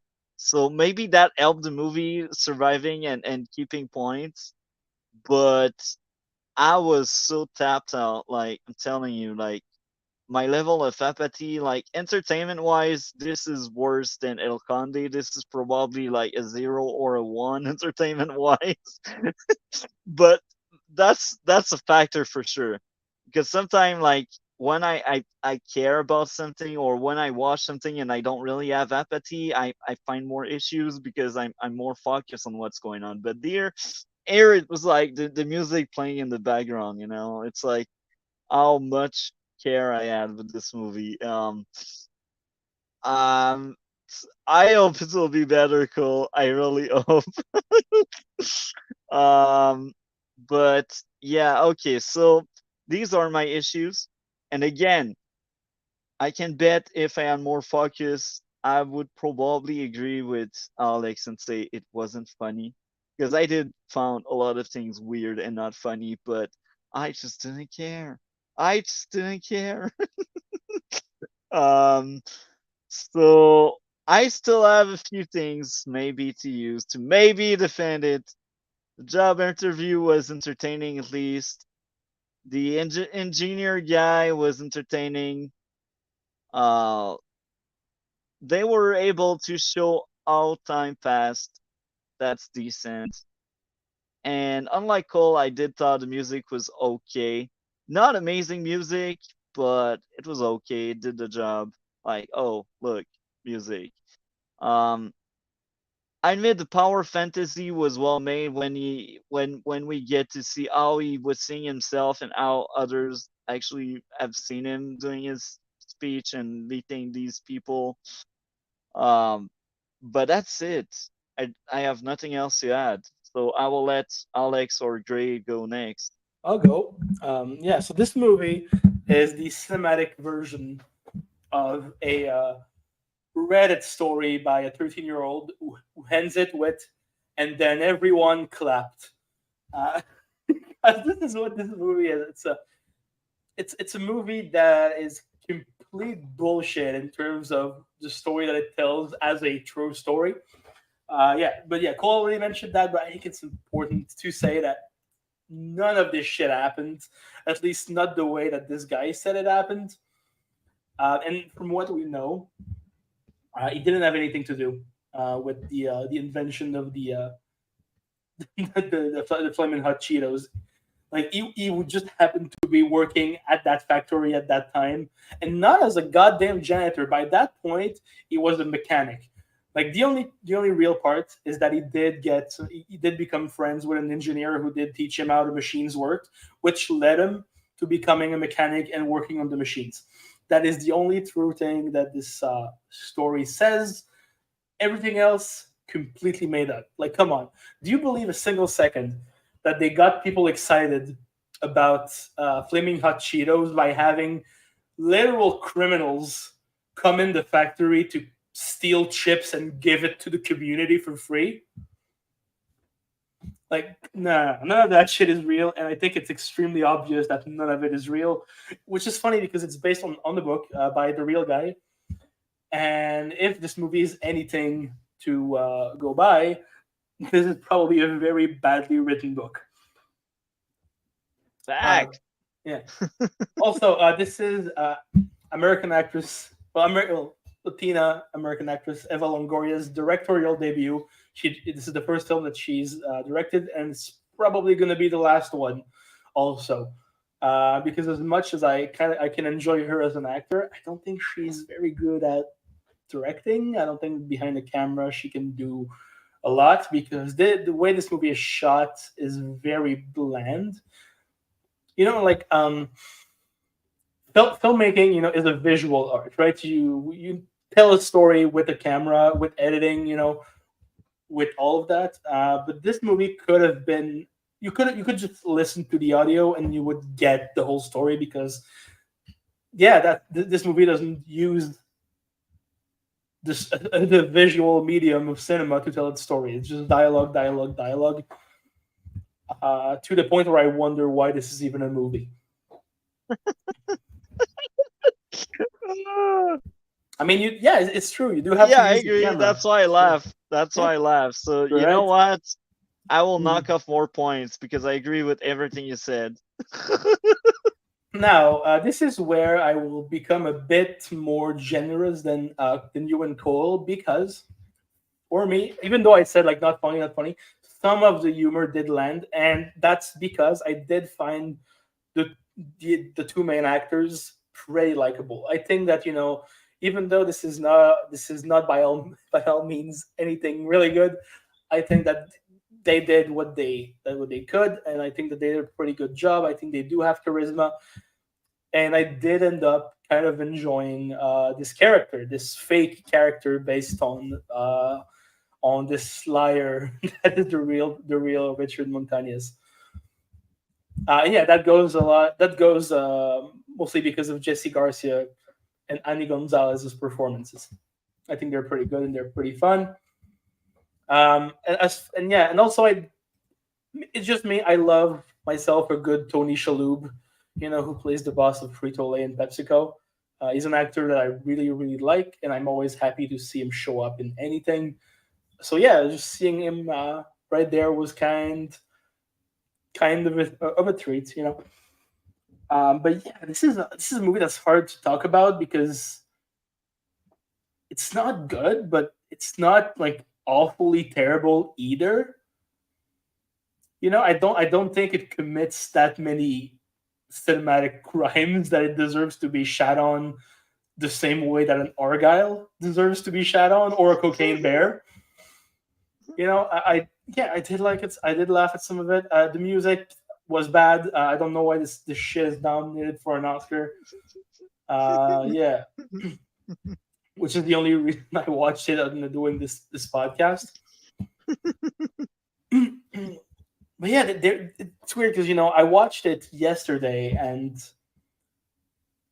there was barely any scenes I can remember, which is a problem. You don't remember the iconic shot of them running in front of the police car? Right. Stereo and stuff.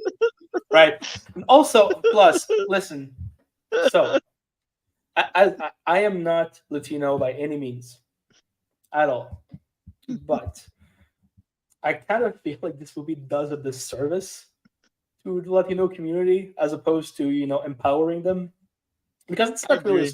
it's not really a story about a Latino guy coming from rags to No, riches. no, he had that one line. He said, "Remember, being Latino is your superpower." So, no, it was totally pro that. But so I don't think I don't think it's very empowering, because it's not a I don't think it's a story about a guy proving himself and ranking, like climbing through the ranks of a mostly white and racist environment. No, it's this movie is a commercial for Frito-Lay and for Cheetos.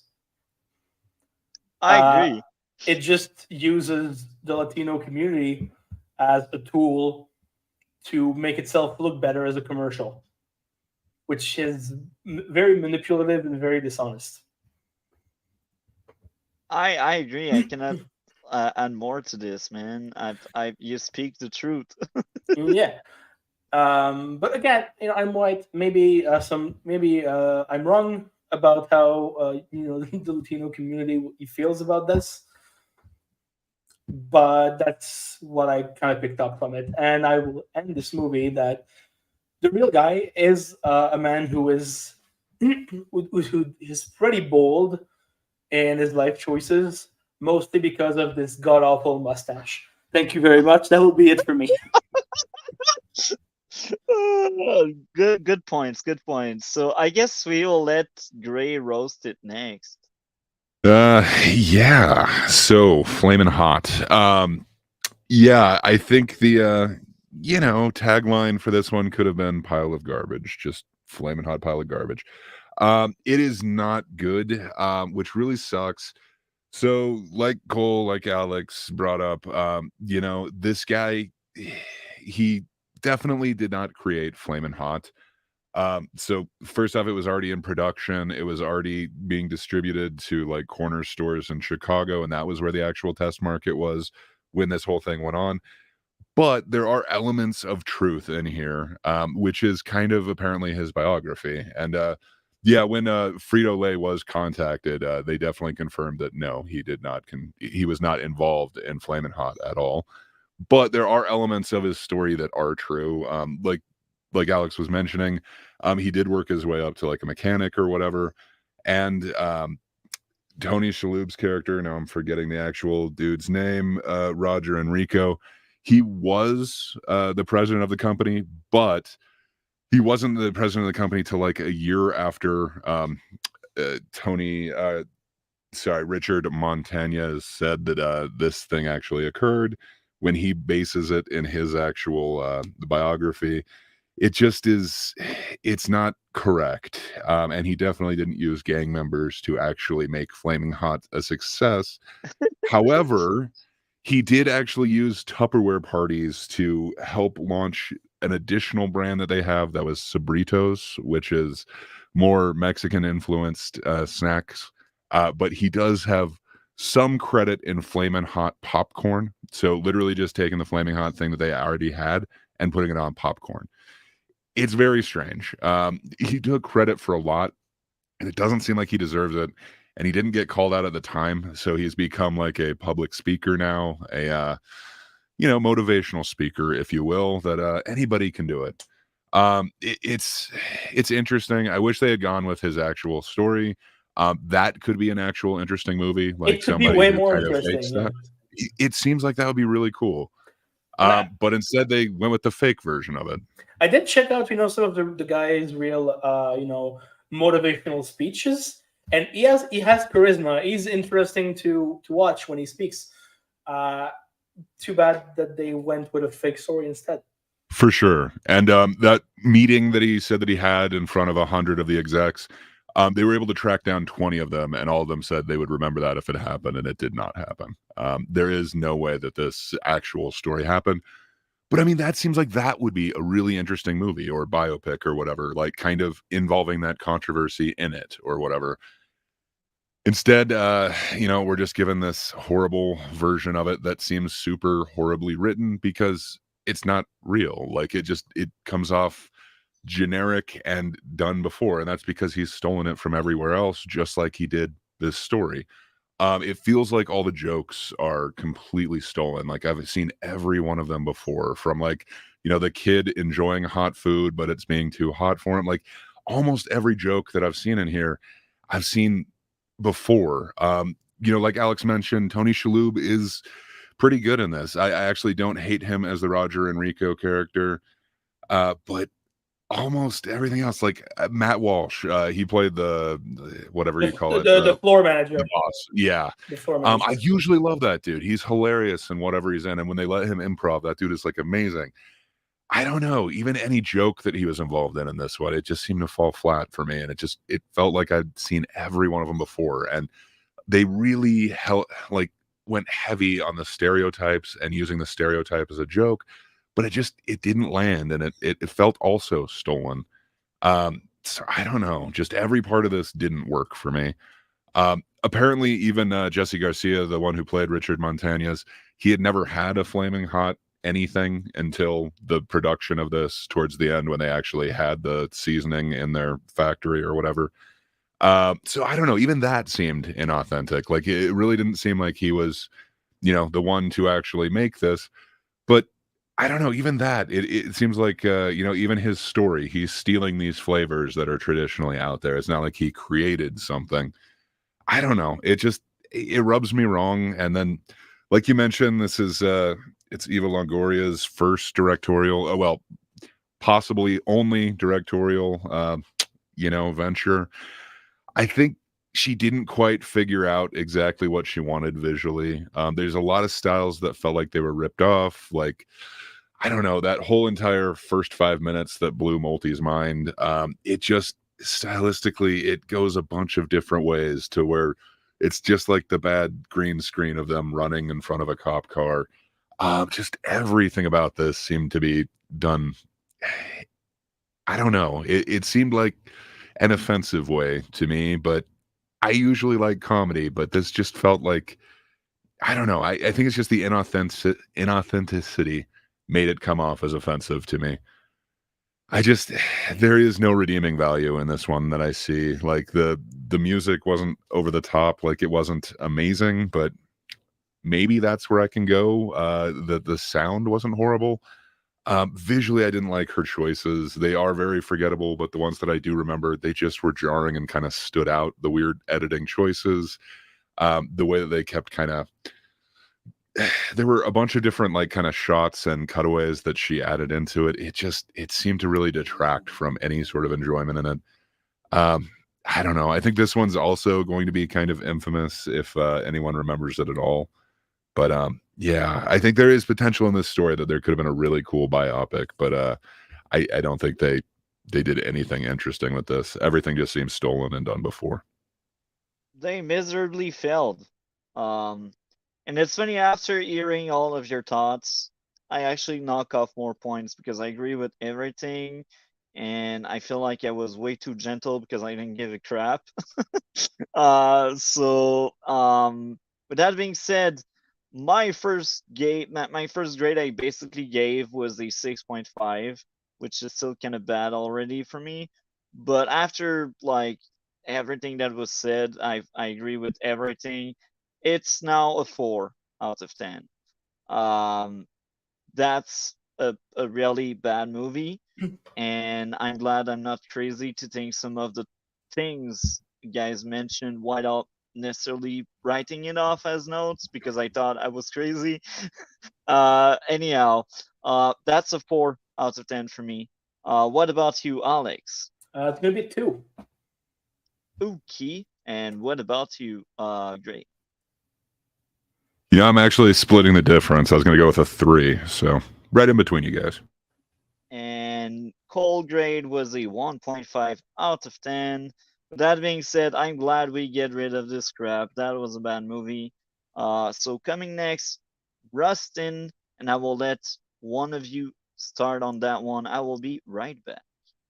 All right. Well, do you want to go, Greg? Because I don't think you've started yet so far. Sure, no problem. So Rustin was, thank you for letting me go first. Sorry, I'm just bringing it up so that I make sure that I get all the correct names. So it's an interesting film. To me, I don't know. I guess we're kind of stuck in this like weird biopic time. I feel like there's a ton of them that came out recently. Like maybe I'm just aware of them more now, but I don't know. Maybe it's just kind of the week on this one. I didn't think there was anything like horrible in this one or anything like that, or anything was bad. It just seemed kind of generic to me, which is sad because, like it feels like something like this, like how does the Million Man March get like, organized? I honestly have no clue. I've definitely heard of Rustin. I kind of knew him more of he has a debate later in life with Malcolm X that I knew him from.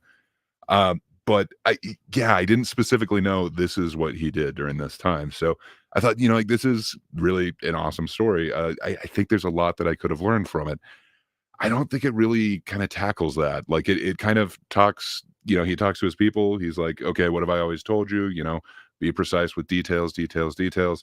And it all gets done. But I don't know. I feel like it jumps over parts that could have made it a little bit more interesting. Instead, it kind of focuses on some interesting parts.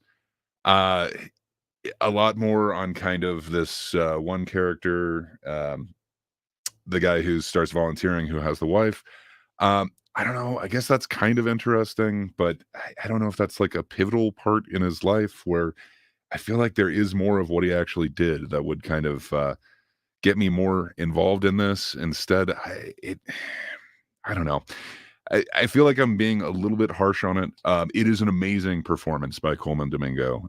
I always love that dude in anything that he's in. He really dissolves into his characters, which is amazing. Like that's what you want in an actor. And the way that he's able to do that into Rustin is amazing. I love the tooth effect that they have on him with that. I'm not sure if he actually got like a tooth removed to make the crooked tooth, but just he becomes this character. And apparently he spent a long time getting every one of the mannerisms down to like how he smokes, exactly how he talks.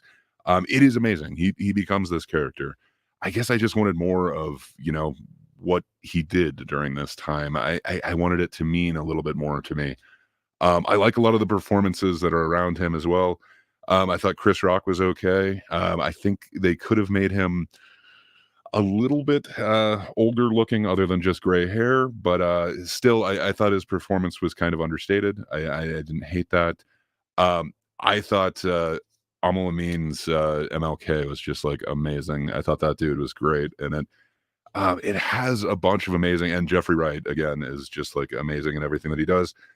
It had a lot of good performances, but somehow in the end it just comes off kind of bland and forgettable, which is really sad. There's so much that could have been done in this movie. I feel like I just keep saying that, like potential this week. I don't know. It's just kind of the end product to me. It doesn't make me want to watch this again. Not that I feel like there's anything wrong with it. It's just kind of bland to me. And I feel like there's so much more of a story that could have been amazing, especially with the talent that they have in this. Like Coleman himself, I feel like he could have done so much more with this character if he was given a little bit more. I do like a few of the things that they did visually.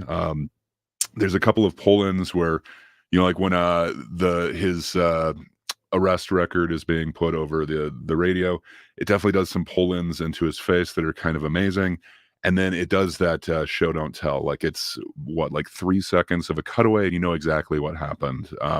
I thought that was done really tastefully. I thought it was great how that went to black and white. Like you could understand it was the past. It was a great cutaway. I think visually there were some amazing choices in this, but those moments seem kind of few and far between. Other than that, it seems kind of bland to me. And I guess I think with the caliber of actors there, I expected a little bit more.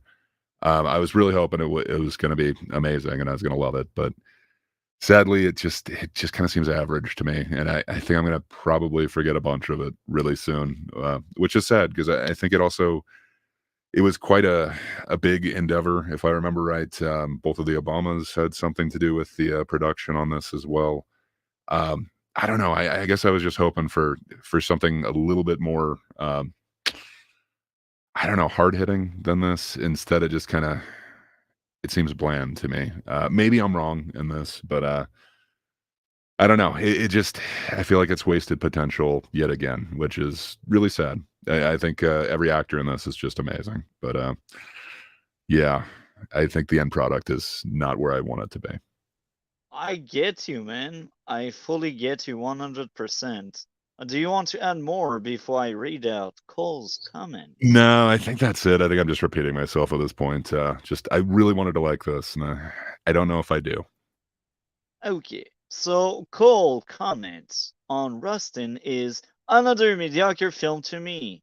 I like the true story, it's covering and about this figure. Unfortunately, it was done in such a lame way. I do agree on that. Coleman Domingo was excellent in this and tied his artist to carry the film on his back. It wasn't one of my favorite performances of the year, but I can't say he was underserving of his nomination, considering he was able to pull it off in such a bad film. The film looks cheap as hell. It tries to do visually artistic things, and that I've seen in other films about topics like these do, but failed in its execution because this director doesn't understand how to properly film scene and do long shots. You could see in all of the missed opportunities in Ma Rainey Black Bottom where he took many shortcuts and couldn't do any scenes with no edit that easily could have, but got free passes on his no star in artistic scene in that film because it was about a stage play and because Viola Davis and Chadwick Boseman carried his ass.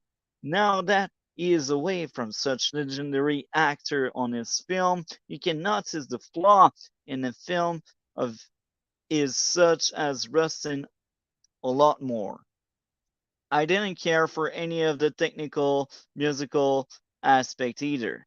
The writing wasn't terrible and at least dove into topics about Bayard Rustin that not many people know about. But it wasn't good either. It was just another forgettable, messy film. Well said, Cole. Uh, good statement. So my thoughts on that movie. I'm a broken record. I had empathy. I didn't give a shit. That was another of these movies. I'm like, Yeah, it's because he's quietly there. racist. He's racist and homophobic. That's why he just doesn't like gay and black people. It's a factor. It's a factor. And you know, we laugh at that, but I can bet some people will clip that and think it's true, but it's not. No, I know, and I'm just fucking with you. Yeah, I know. That's why the irony is how out of context shit can happen, you know?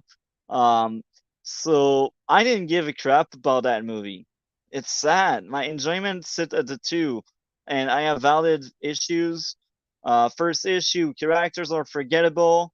Too many characters. I cannot name any one of them. I cannot give a trait outside of 2 guys like each other, and that's fine. But like, if I only remember your character because they like other character, they are kind of weak. Let's be honest. If that's the only character trait I can get out from someone, maybe flesh them out better. Maybe make them more memorable or more entertaining and interesting.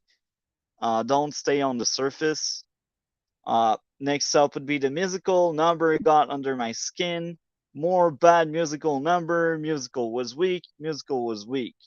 I feel like they wanted to make that musical movie, and man, the only musical movie I did give a pass was The Color Purple. I actually liked it. Hell yeah. But this one, bruh, this one was pain and suffering. Next up would be What are the you stuff. talking about? This is not a musical. What are you talking about? They had like four moments where they start singing and dancing. Well, yeah, but that doesn't make it a musical. It just means that they're enjoying music, you dingus. I call this shit a musical, okay? Next up would But be every time there's music in a movie, for you it's a musical. No, they started singing. Maybe I watched the wrong movie, but there's at least 4 instances where they start singing and then sing. I mean, there's the part where Wait. Did you watch the wrong movie, man? Like, I don't know. So I know you've got your own like system for ranking. Do you have your own system for what you classify a musical as? Not really, but I felt like they were trying to do a goddamn musical. why? Because like at some point he listens to a record or in his No, like they living start room. singing. Maybe I've seen the wrong movie. I'm telling you, there's at least 4 scenes where characters are starting to sing. Like, Okay, yeah. okay? Here's the question: was Chris Rock in the movie that you watched? I know the name, but I can't remember the actor. I think you watched the wrong movie. Wait, there's another movie called Rustin that's about football and a sheriff. Did this have white people in it, or No, was that was Meatloaf about. in it? Okay, because Meatloaf is in that one. Maybe it's a musical. No, because then you watch the right movie, but like it's not a musical. There are 4 numbers where they start to sing out of nowhere. Like, No, there's the scene where he gets to the party. Cole's question is about the Meatloaf one. Yeah, You might have watched a different movie. Was MLK in the movie you watched? yeah, was there Martin Luther King? I think Okay, what was the movie that you watched about? What was the story? we had Martin Luther King. I remember they mentioned him, but I can't remember if he was really in the movie. But I had apathy again. It's all messy, but I think I've seen the wrong one. Because there's a Oh, football my. movie called Rustin. No, that wasn't football. This I know. Okay, So they 'cause- were basically making protests, and we had gay people in it. We had okay, you watched the right movie. You just don't know. You just think it's a musical for some reason.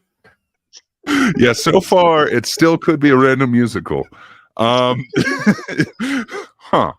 Okay. Well, let's assume we all watched the same thing, and you just classify it as a musical, I guess. yeah, man. Okay, so I will admit there are 2 things I actually enjoyed. The meeting about the protest was decent, and that was like really late in the movie because for most of the movie I wrote nothing. What do you mean? The whole movie is about the protest. It's about the protest. The whole thing. Oh, there we are. Cole is Please, there. Cole, help us out. Yeah, okay, listen, I have to go soon, obviously I can't say, but good fucking lord, I have to just, step in, what the fuck? Okay, It was a so musical, right? Yeah, okay, so is 12 Years a Slave a musical when the slaves start singing and clapping? Is that a musical then? Yeah. No.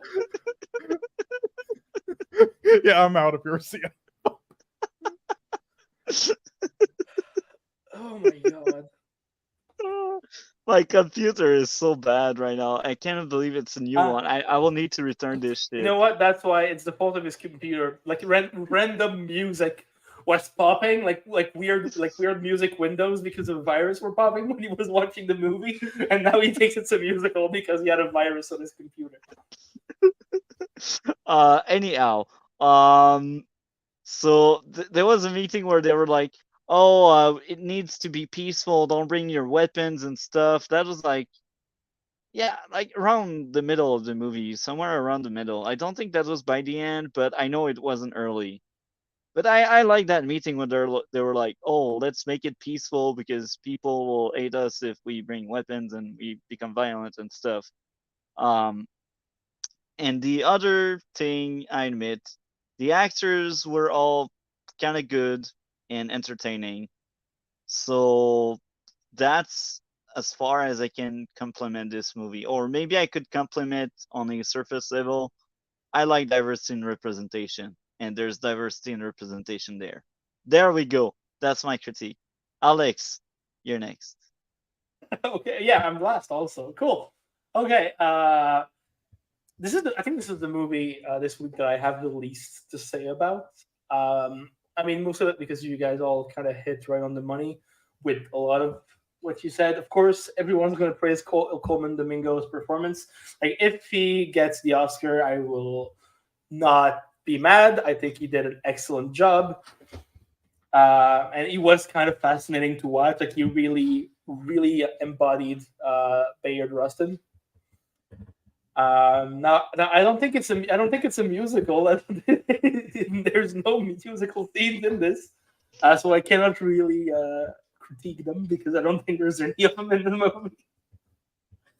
As far as like we've had a lot of biopics and move in like true based on the true story movies in the past about racism and the Black experience, and this is certainly one of them. Meaning, it's fine. Like it's okay in every way. I don't think it does anything particularly well, but I don't think it does anything particularly bad either. I have so little to say about this thing, and usually I have a lot to say about everything. But yeah, I think that Chris Rock was very miscast. A lot of comedic actors try to put on to like do some more serious roles. Like Jim Carrey did it and is excellent at it. Adam Sandler is excellent at serious roles. Chris Rock is not. I don't think this man is a very good actor, but somehow people keep giving him parts. Even though he's not in the movie a lot, every time he was there was very distracting to me, mostly because of his performance and also because of the very bad wig that they gave him, where you could like see that just a gust of wind would blow it right off his head. As far as the way it's directed goes, it is a bit strange because it will jump from a style to another without really any type of transition between the two. Like there's this moment where he rushes out of his office after fighting with a coworker and goes into a bus, and this maybe 10-second moment is directed in a very different style than the rest of the movie. Like suddenly there's like drums going really fast, and there's a vertigo effect that happens, which never does anywhere in the movie. So it's very weird in terms of style, and it's like that for the whole movie. And yeah, I don't know. I feel like it's a very by the book biopic. It's paint by numbers. We need to hit this point and this point and this point and this point, and at the end, the audience will cry. That's what was expected of this movie. It feels like a movie that was kind of made to win awards because it was talking about a guy who was both gay and Black and who organized one of the most important protests in the history of the world. Yeah, that's the movie I've seen. So Yeah, we have seen the same movie. Good. For some reason, your version is a musical. Hell yeah. But yeah, I feel like this movie could have been way better, and it's dumb because you think it's a musical, but I feel like it could have been better as a musical because I think it would have embodied the real Bayard Rustin's personality a bit more. Yeah, it actually might have had some impact if it was a musical for sure. Yeah, I think it would have made it more sense. The actor who plays Martin Luther King. Wait, I'm looking up his name right now. Emil Amin. Yeah, Emil Amin. He was perfectly cast. Honestly, I wouldn't mind watching him play Martin Luther King in his own biopic. I think it would have been great. It would be great at that. Also, and but yeah. I don't know, most of it is just kind of bland and kind of uninteresting in terms of the way it's written. It's very hard to talk about a movie that doesn't seem to be interested in itself. Yeah, I feel you, man. Which is because George C. Wolfe is not a bad director. Like, again, Ma Rainey's Black Bottom, even though it's not a great film, he did it he directed pretty well. I feel like he knows how to direct stuff. He knows to direct, but this movie was just not it. Maybe it's because it was a Netflix original or something, but this is just not it. And it's very disappointing because this movie should have been better, especially with a performance as strong and as compelling as Coleman Domingo's. But the movie around him does not live up to that performance, which is to me very sad and its biggest problem. So there you go. I have very little to say about Rustin. Okay, so I guess everyone is done with it. So I will give my score already. 5 out of 10. I didn't give a crap. So Cole grade would be a 4 out of 10. What about you, Alex? Oh no, Alex, you're muted. Thank you. Yeah, it's gonna be a 5 also. Because yeah, again, the worst grade that you can give a movie. The middle of the road is the worst thing that anything can be, in my opinion, and this falls right into that category. What about you, Gray? Yeah, I couldn't have said it better. This to me is also a 5, and it seems middle of the road. Sadly, like it has so much potential. I feel like I'm echoing this for every film that we've seen today, but it seems like it could have been a good story, and I wanted to like it a lot. The acting was amazing, but it just comes off so bland. So to me, it's not either good or bad. It's just kind of meh, which is sad. This could have been so much better. So 5. So I will start by saying I kept the only good movie last. That was on purpose. Except if I'm the only one on that bandwagon where I liked it, but everyone else hated it. Don't like it. I don't like it. But yeah, American Fiction was a movie I liked a lot.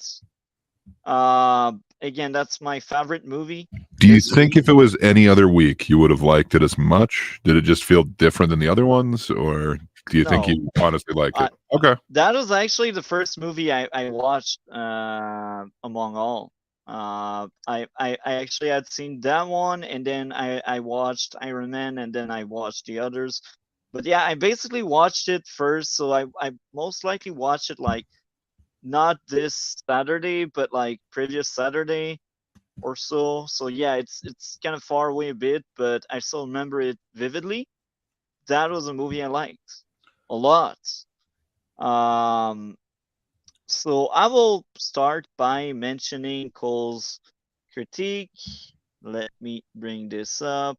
It's not that far. It's right here. Oh, actually, where is it? That was actually the first one you sent me. Okay, perfect. So I got the comments. Once my computer stopped flashing, you can read it out. Oh my. Okay, so he got a lot to say there, and I think he liked it based on the number I see on the bottom. So his comment. So this is Cole comments. I really enjoyed this film. A lot of people had an issue with the fact that all of the best jokes were in the trailer, but I avoided the trailer, so I didn't have an issue with that. Now, I will add my own comment on that. If you think that's a valid critique, I disagree. Because, like, even if you bring in your trailer your best material, it's still in the movie, you know? Maybe it's to sell you the movie, you know? But yeah, it does kind of suck if the trailer makes you think like, okay, this is going to be funny, but literally every joke is in there. Where he's going with it. Yeah, I get both sides of the coin. I would just feel like people will feel let down if you do that. So hopefully the trailer doesn't. But yeah, it's not against the rules. That's the fault of the marketing, not the fault of the movie itself.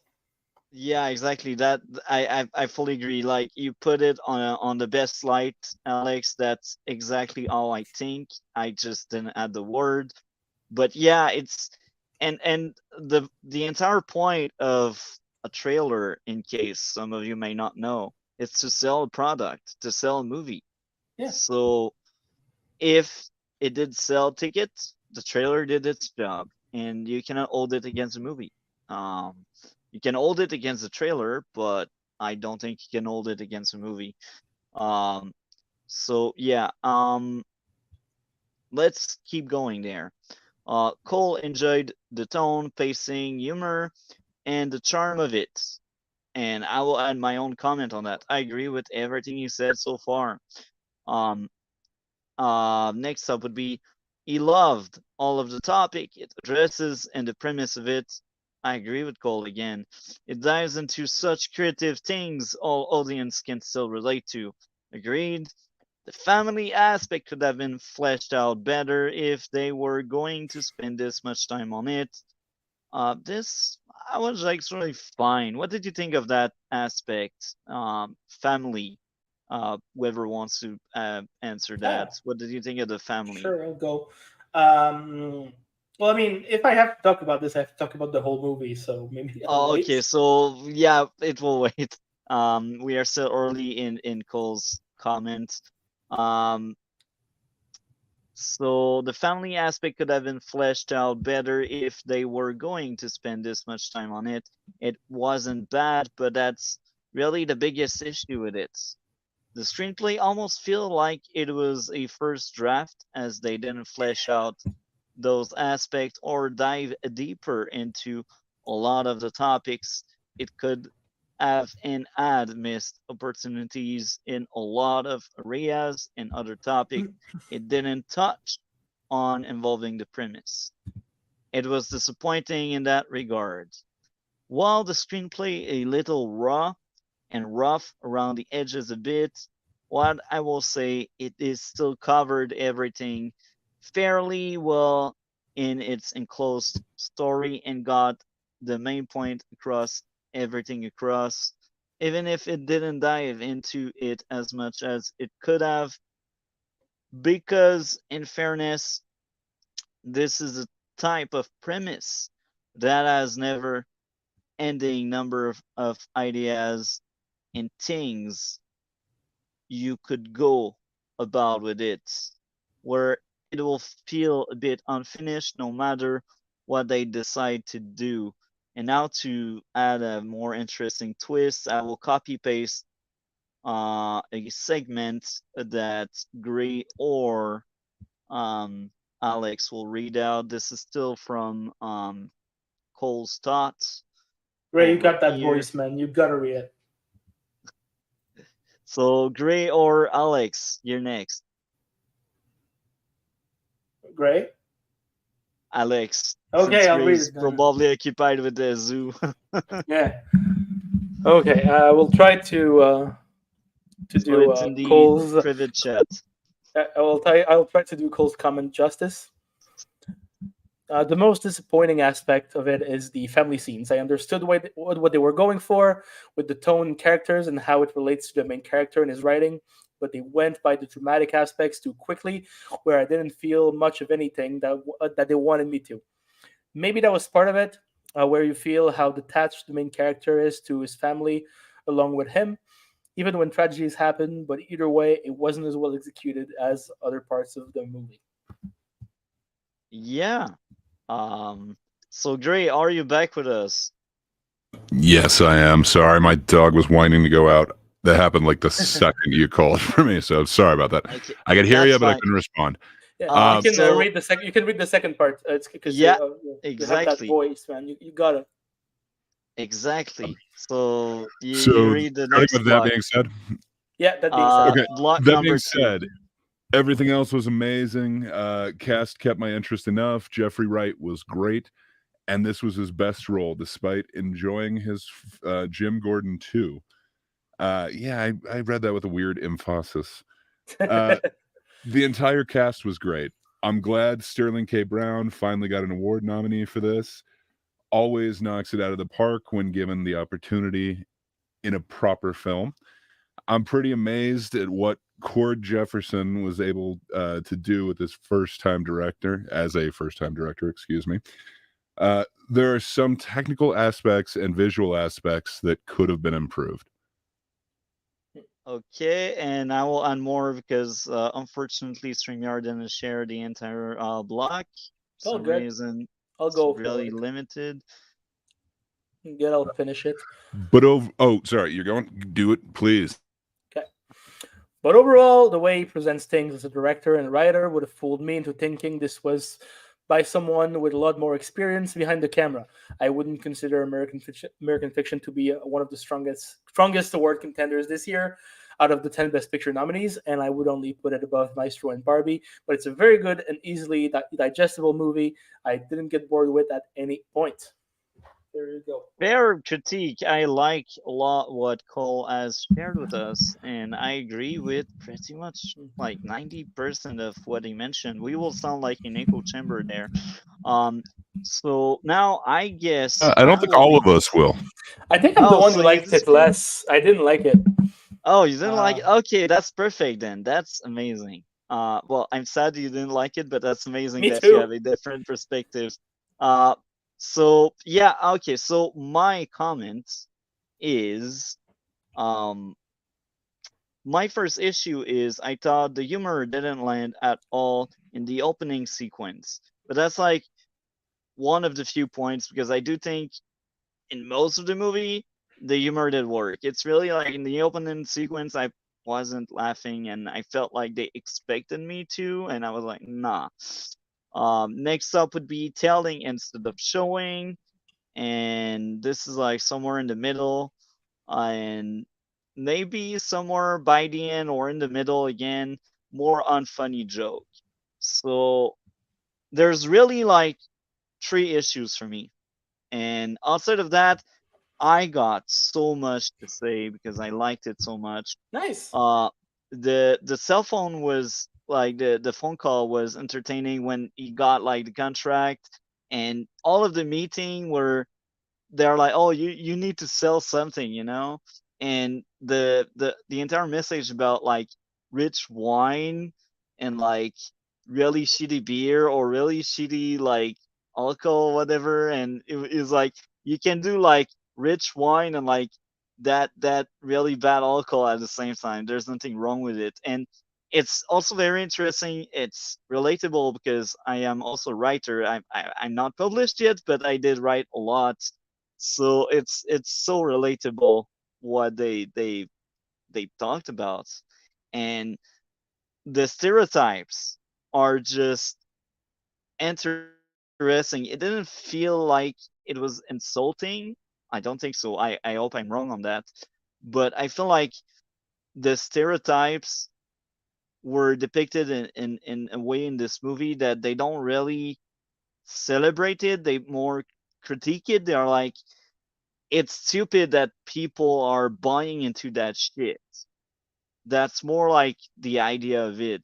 Well, flaming hot, it's more like, oh, people are just like that. In fact, they're not really. It's more a caricature. But in this movie, it felt like a critique on a lot of critique. So that's the interesting part of this movie. I do think it was really good, and the characters are likable, and the humor, most of the movie, the humor did land. Um, and the message about rejection was also great, and I thought the ending was wow. Um, also thought it was hilarious to see that trash is selling. It's so true because sometimes it's more like in the music industry. I think it's like that. Like one of the biggest Oh, dude, rapper in films too, man. In films too. one of the biggest rapper like that was made in Canada, and that's a French rapper. He is trash, Well, you're talking but about trash Loud? still. No, Anima. Loud is actually good. Yeah. Yeah, I Loud's like great. Loud. I ate Anima. You know Anima? That's a good thing. You don't miss anything. But Loud is amazing. Loud is like one of the best. But yeah, that's enough for that engine. But yeah, I truly ate so much Anima, and it's trash selling. So I relate so much to this message the movie had for us, and I think that's why I liked it so much. And I feel like I repeat myself. Um, so I will put a bit more emphasis. The commentary about publishing the Black experience was interesting because they're like, it's more than just that mainstream. There's more to it, and the writer wanted to offer more, but that's not really what people wanted, if you know what I mean. Or like some niche people would, but like most of the bigger audience didn't want that. So again, that's amazing. I like it so much, and I will let Alex trash on it now. I mean, I'm not gonna destroy it. Like, it's not a garbage movie, but I didn't like it. So yeah, first of all, I was excited for this movie. It's been on my radar since I heard about it when it was shown at TIFF, the Toronto International Film Fest, because it Yeah. got some really good reviews out of that festival. So I was pretty excited for it, especially when I heard the premise and I saw the first trailers. I thought it sounded like a brilliant idea. That could be a very smart and very good satire, about the black experience and about how we exploit that experience for entertainment. It's not really what I got, even though I really do enjoy the comedic aspect of this movie. Like, of course, Jeffrey Wright, who is insanely funny, and some of the jokes are amazing. Like that part where he's in the hotel and he's watching like Black Week on TV. That's supposed to be like a celebration of the black experience with movies and TV, and all you see are like black people getting shot and arrested. I thought that was pretty funny, pretty clever. Um, and same with Sterling K. Brown. I think he is the standout in this movie. For me, it was at least the best part. I think he was extremely funny and pretty poignant. As this guy who discovers that he's gay when later on in life, which makes him kind of fall back into his adolescence and his 20s. Discovering his sexuality as a Yeah. 45-year-old man who has money and therefore can do whatever the fuck he wants. So yeah, I think he is the best part of this movie. But yeah, but I do have a lot of problems with it, which is mostly the drama aspect of the movie about well, the family drama with the mom trying to, like, who has Alzheimer's, and they're trying to put into a home, and that being a problem because of the money issue. And the main character thinking that his brother is too immature and too frivolous with his money to do anything. I mean, there's also the romance aspect of him falling in love with his neighbor, and that falling off. So my problem with this, well, there's two things, right? First of all, I think that it didn't feel like the same movie as the funnier stuff in it. Like, to me, this felt like two different scripts kind of mashed uh, together to make one film. Like, the tones are so different. One is a very Drama. what's the drama like, that's trying to be a poignant family drama, and the other one is a very punchy satirical comedy. But I don't think that the two work really well together, at least for me.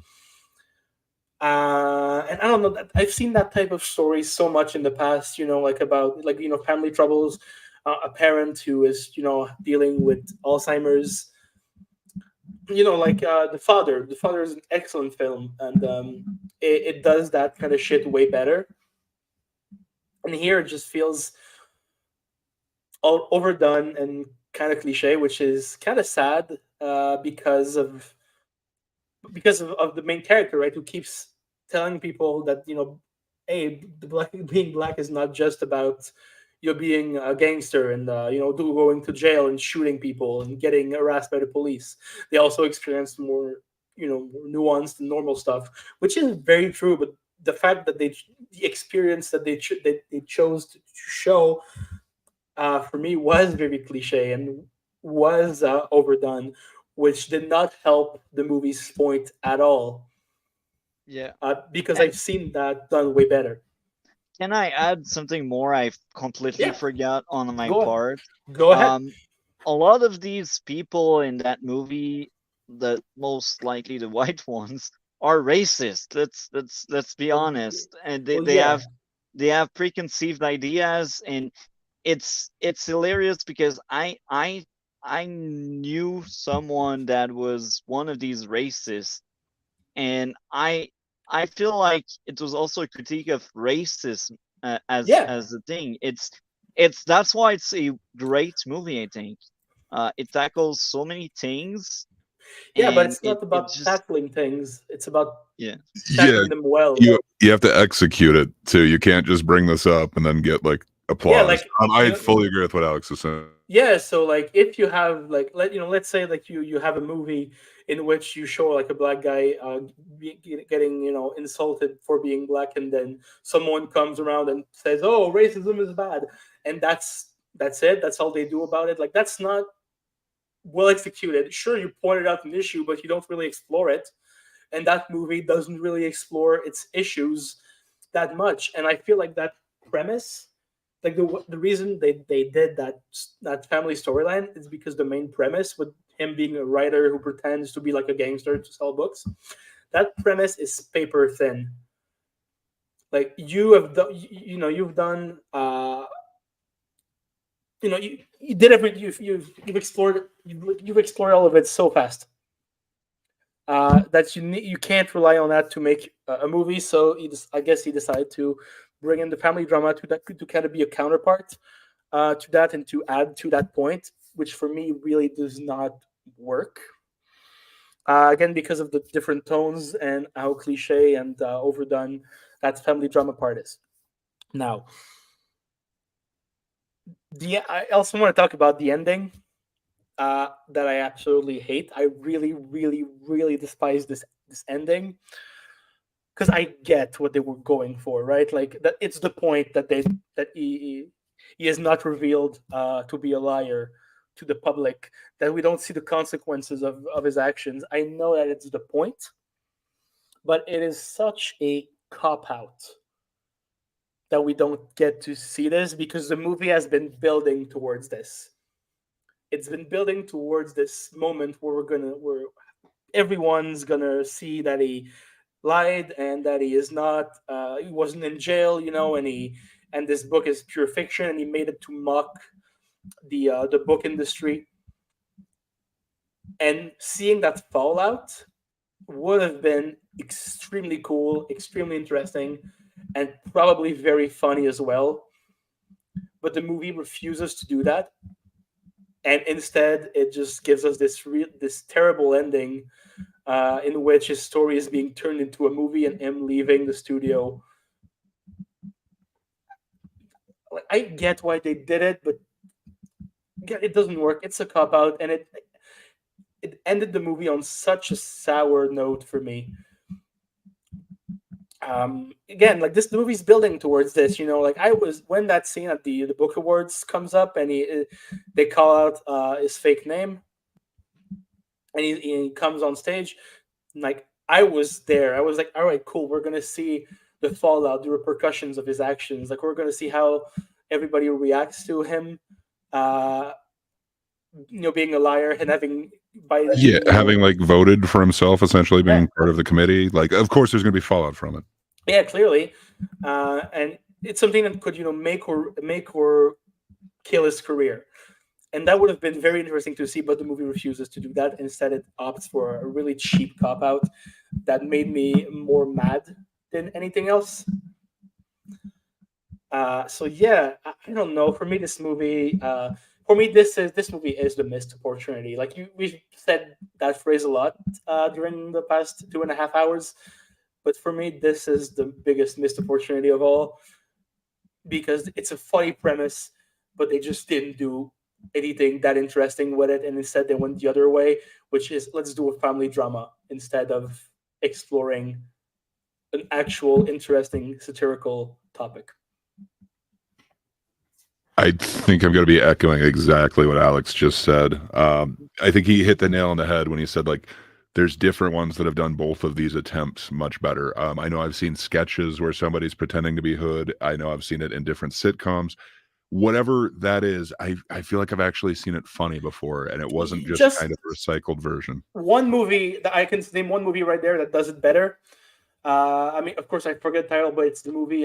It's with Key and Peele, the movie with the cat. Yeah, Keanu. Keanu. Yeah, that's the one that was coming to mind. I was kind of also Mhm. thinking Malibu's Most Wanted, but it's not exactly the same Yeah. type of deal. But Like I Keanu feel does like it way better. yes, very much so. Yeah, I feel like that's been done better.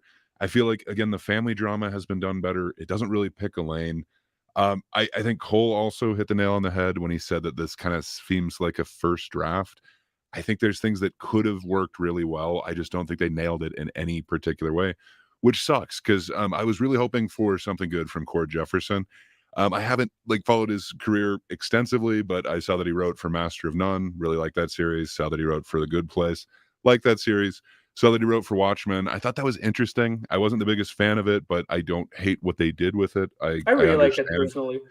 Yeah, and I can understand that. I like the comics and it kind of strays from that and kind of changes things. So I think I'm a bit of a purist in that, but I can understand why people like it. Like it seems like it's a quality show. So I was thinking that this would be really cool. I love Jeffrey Wright. He's always good in whatever he is.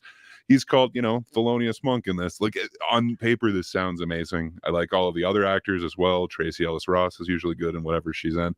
I thought she was actually really good as the sister in this as well.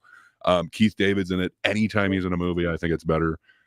There's just a bunch, and Sterling K. Brown, you already mentioned him, but like I think his character sounds great as well. It's like, okay, that does make sense. Like, okay, he's a doctor, he's a professional, but he's been living a lie. Now he's got money and he's really experiencing like his, like you said, like kind of, I don't know if you'd say youth again, but it's kind of that midlife crisis, but being able to experience it as his true self. That sounds interesting as well. Honestly, they should have And been like, the movie. Just I think a movie about yeah, him would have been more interesting. he was some of the most interesting parts of this whole film. And like I actually got some feelings, like when it seems kind of cheap, but like when out of nowhere the mother just mentions like I can't remember her exact line, but you can just see the dejection on his face in that moment when they're dancing. And it's just, I don't know. I feel like some of that is unearned. Like it could have been really great, but they don't really want to pick that lane. And the family drama has kind of been done better. And then they don't really want to go into the like whatever message on racism and people's stereotypes. They kind of have to go into it. There's nothing visually that stands out. There's nothing like as far as sound design that really stands out to me. It kind of feels like I don't know. To me, I keep getting like Tyler Perry vibes where it's like Ooh, that's insulting. it is. And I think this is on the next level, but I kind of get that I've seen this all before. I've seen this done before, but this is kind of just, I don't know, an imitation of it, but kind of in this caricatured way. I think a lot of the actors were really good, but I think a lot of the side characters were caricatures, and I know that they're supposed to be that way. It didn't feel poignant to me. It felt like I've seen that message delivered in a much better way. It didn't really want to pick a lane. It just kind of felt like it either way would have been much better, but it just kind of it's stuck between a rock and a hard place, right? I think so. Yeah. So yeah, I think I'm just echoing what Alex said. I think much of my experience is exactly what he had. Sounds like we had a different experience than you and Cole. Was it a musical when you saw it, Multi? No, it wasn't. It wasn't. Why? It's a running gang now. Hell yeah. It's gonna become a running gang. Do you want to add more, Agree? Yeah, just the only other thing that we didn't mention is Keith David. Just that dude's always awesome. I thought he did great. He's always great, but I don't know. I think it's really forgettable. I wanted it to be a lot better than it actually ended up being. I think this is a really cool idea.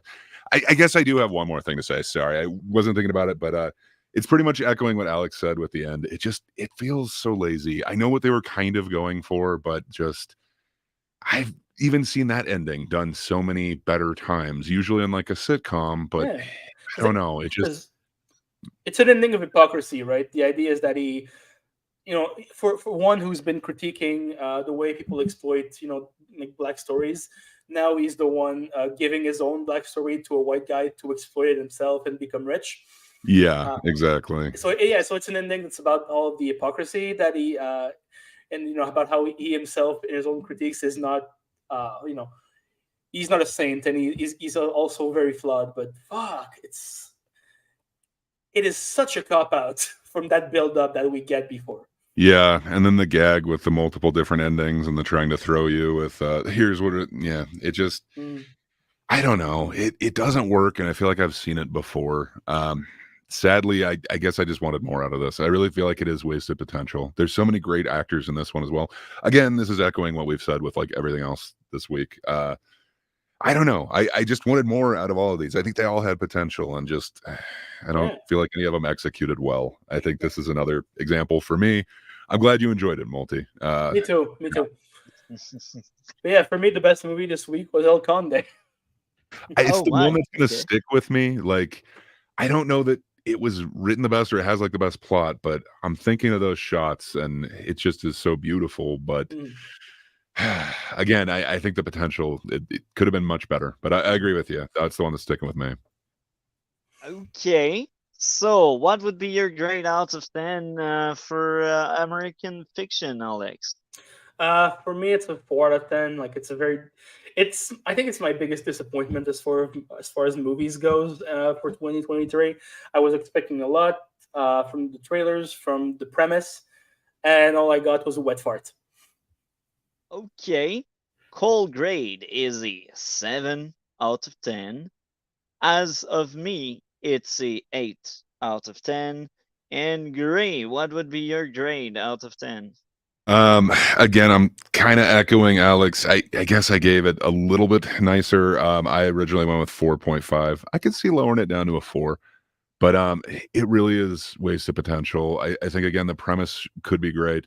I think the scenes with his agent are really funny. I think that was great. I really think if they had leaned into one of them, it could have been a good movie, but as it is, it just feels like kind of a jumbled mess that doesn't really, I don't know, work on any level for me. Nothing really stands out. I don't think I'll be watching this one again. So for rewatch value alone, I think it's less than average. So I'd go 4.5. Okay. Well, I will ask you, Grace, since you're there right now. Is it possible? Do you think you can have time to catch up to Halo and watch episode 3 for next week? For sure. Yes. Sorry, I just got kind of busy this weekend. Didn't have a chance to watch those. But yeah, I could definitely watch up to 3. I'd planned on doing that. Okay, well, that's amazing. That's what I wanted to double check with you. I cannot wait to cover the fabulous second season. And I really think it's a massive improvement, but that's funny how I read out Cole's notes and he still ate the show. So maybe I'm crazy. Ooh. Well, did you think it was a musical? Yes, it was. Yes, it's a musical, no doubt about it. Anyhow, Alex, what do you have going on your end of the internet? Again, nothing. I'm just doing my thing. Working. All right, I do have something to say. This is very much an exclusive for all of you. Oh. Ooh, nice. Yes. So nothing is fully official yet. But I have been asked by my producer for my short film to extend it into a full-fledged feature. This is amazing. Dude, that's really awesome. That's really cool. Yeah, it seems like you want to do that anyway, but man, that is awesome. Again, nothing is confirmed, nothing is official, but yeah, I'm pretty happy. I'll keep you updated on that if it ever comes to lights. It seems like a short would be harder, in my opinion, like to get everything to go in like such a short amount of time. Like, I'm still doing the short because Oh, really? The script for the short is ready. I feel like the short is going to be basically it's going to be the proof of concept for the feature. Hell yeah, that's awesome, man. Well, congrats. We're definitely fingers crossed for you, man. This is amazing. Thank you. And this one is it's a fiction movie. It's not going to be a documentary. It's not going to be black and white. I think Multi might like. No, that's black good and white news. subtitles. Yeah, he's not going to have to read subtitles. That's amazing. I like to hear that. It's music to my ears. Is it music? Anyhow, guys are amazing. I like it so much. I'm glad we can make it, both of you, every week. That's amazing. Gray, what do you have going on your end of the internet? Yeah, so I lost internet like 2 days last week. So both of the things that I was supposed to do last week kind of got postponed. So I should be having my Chappelle talk tomorrow night with a professional comedian, kind of going through a bunch of people's criticism on why Chappelle isn't funny. And then my other debate of I think AI art is a good thing should be happening on Saturday night. So that's kind of what I have going on. Other than that, yeah, the thinkers every Oh, Thursday. those that seems interesting. I love those topics. Yeah, they sounded like fun conversations. I'm in the camp of AI art. I think it's a really fun thing, and it can definitely replace like clip art. But I don't know. I'm talking to a professional artist on that one too, who Nice, seems to be very much against it. So I'd like to hear his opinion. nice. It's Yeah, not and I it's not used like a to. knockout, drag out debate or anything. Yeah, It should be a conversation. yeah, and just so you know, I used to do stand up. I used to do Oh, that. hell yeah, man! Yeah, I didn't know that. That's awesome. yeah, I used to. I just wasn't. Not that I wasn't good. It's just I didn't really work on my shit, so I kind of stopped and fell off because of that. But yeah, I'm a huge comedy fan. So Hell yeah, that is awesome to know, man. So am I. Hell yeah, that is really cool. Good to know. I may be interested in talking to you in the future. I've got a couple of ideas. cool. Well, with that, I will let you guys go. It was great to talk to you as like usual, and we'll see you next week. All right, see you, sir.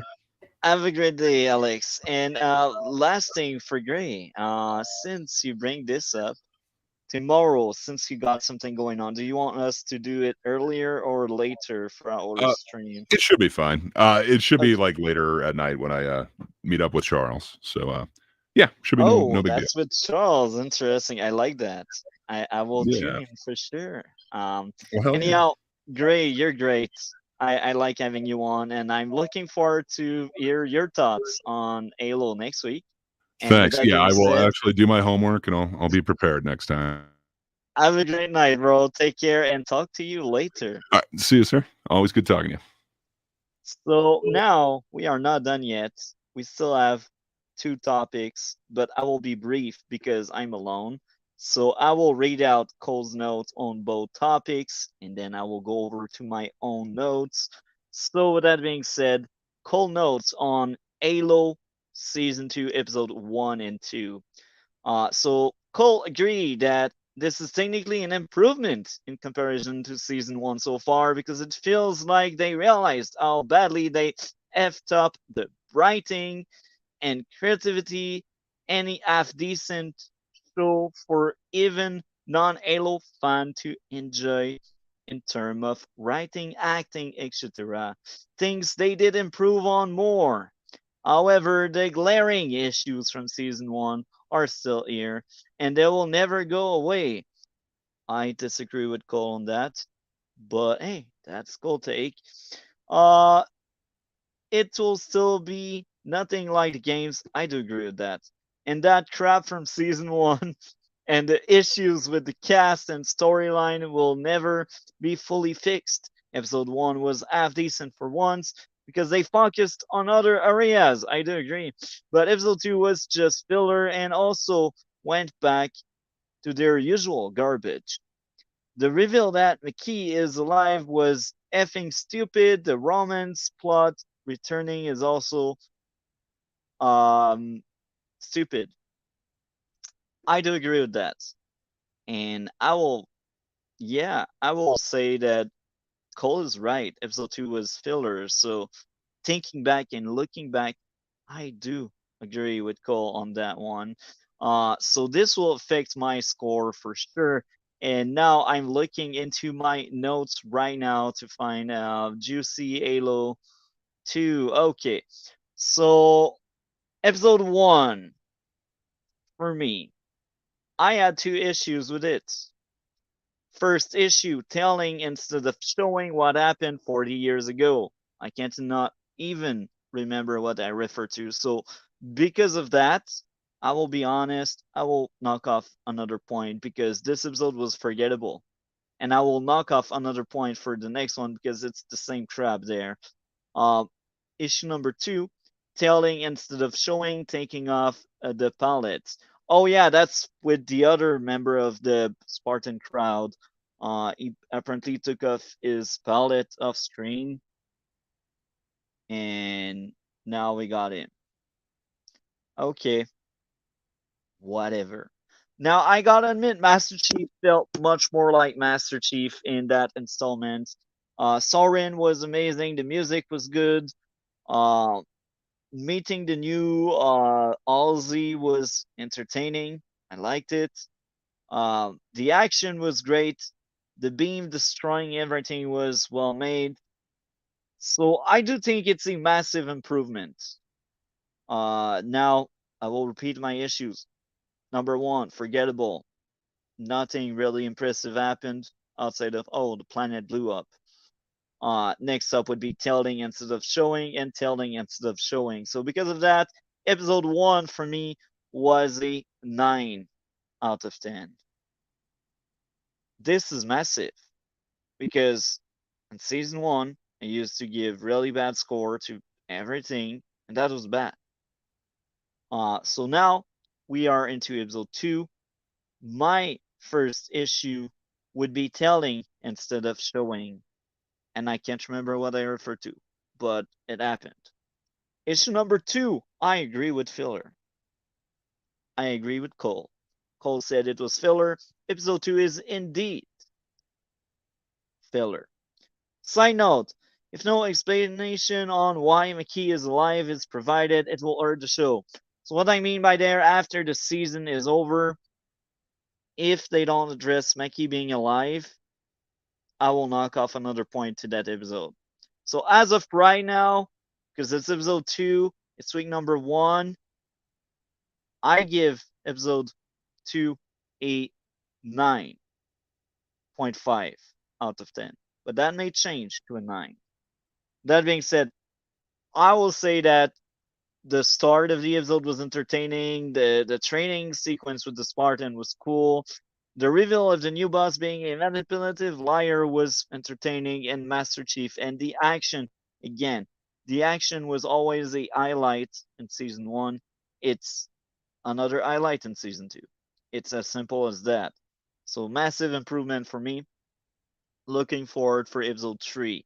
So now let's get into the next topic, which is Black Mirror season 5, episode 1 and 2. So I could see a drop already. Maybe people are a bit too harsh on these two, but I will say this. I didn't like these 2 episodes, even if I gave a quite high score. I didn't like it. So I'm trying to find my notes. Okay.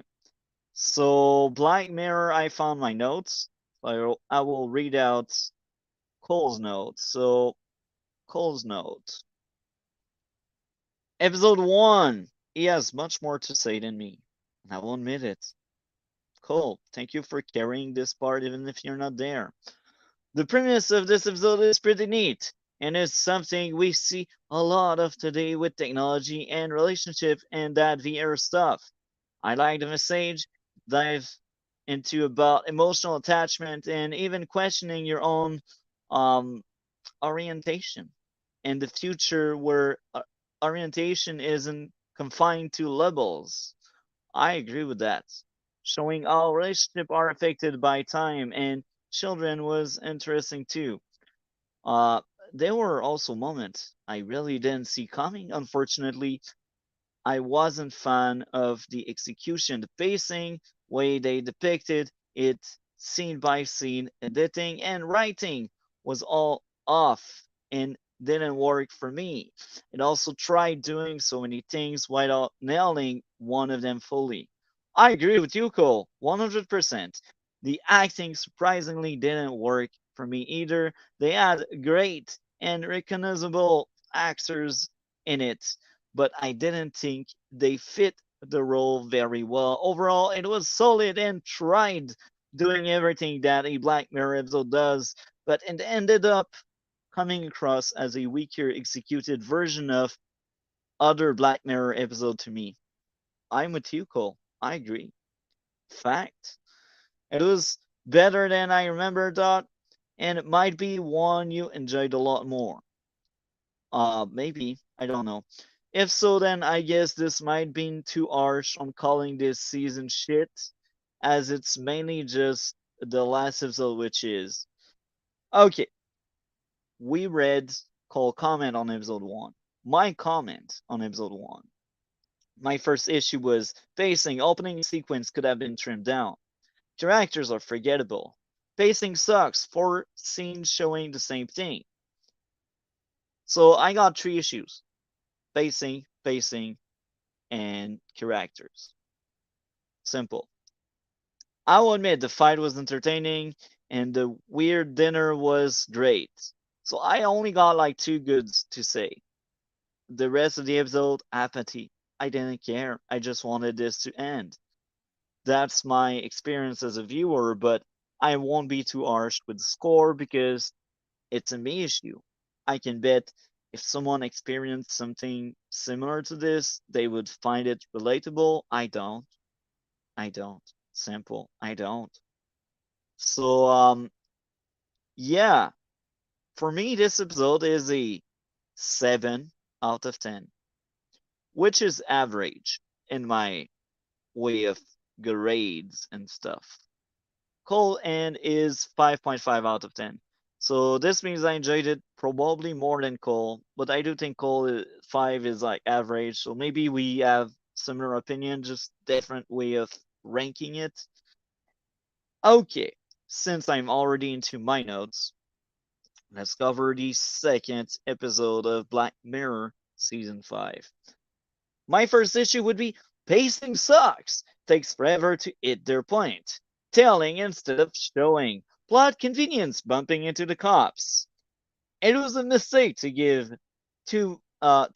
so much of the story when the guy was crying, making everything messy and unclear. This was the peak of the episode, you know? And it was messy and unclear again. I admit the actor were entertaining, the cops, the phone call, the profile was entertaining, the liar was entertaining, Billy was entertaining. I like all Bill is the most human in the story. The phone call with Billy, flashbacks were entertaining. At least it was well shown how social media is addictive. The payoff with the mother was okay despite feeling so disconnected and forced. Now, cold thought on that. So, very authentic feeling episode. My favorite out of the 3 in this season. I loved all of the acting in this, and they fit the roles very well, especially Andrew Scott, who you will see more from in All of Us Stranger next week. The story and morals in this are excellent and is something so painfully real today with the obsession of social media and how people react and decline mentally. It's more of something similar to season 1, episode 1, where it doesn't touch on anything really technological outside of basic technology we have right now. Unlike every other in this show's history, which is a change of pace again. I can't say that once again, this executed it as well as other episodes from other season, especially in the climax, but it did its job. This is one of the episodes from this season that I would probably rewatch again with a 7.5 out of 10. My score is a 6.5 out of 10. I do think the first episode was better. With that being said, I hope all of you enjoyed, despite some weird things happening. You know what to do, right? Like, comment, and subscribe. Next week, more RedBlue Tuesday. The end.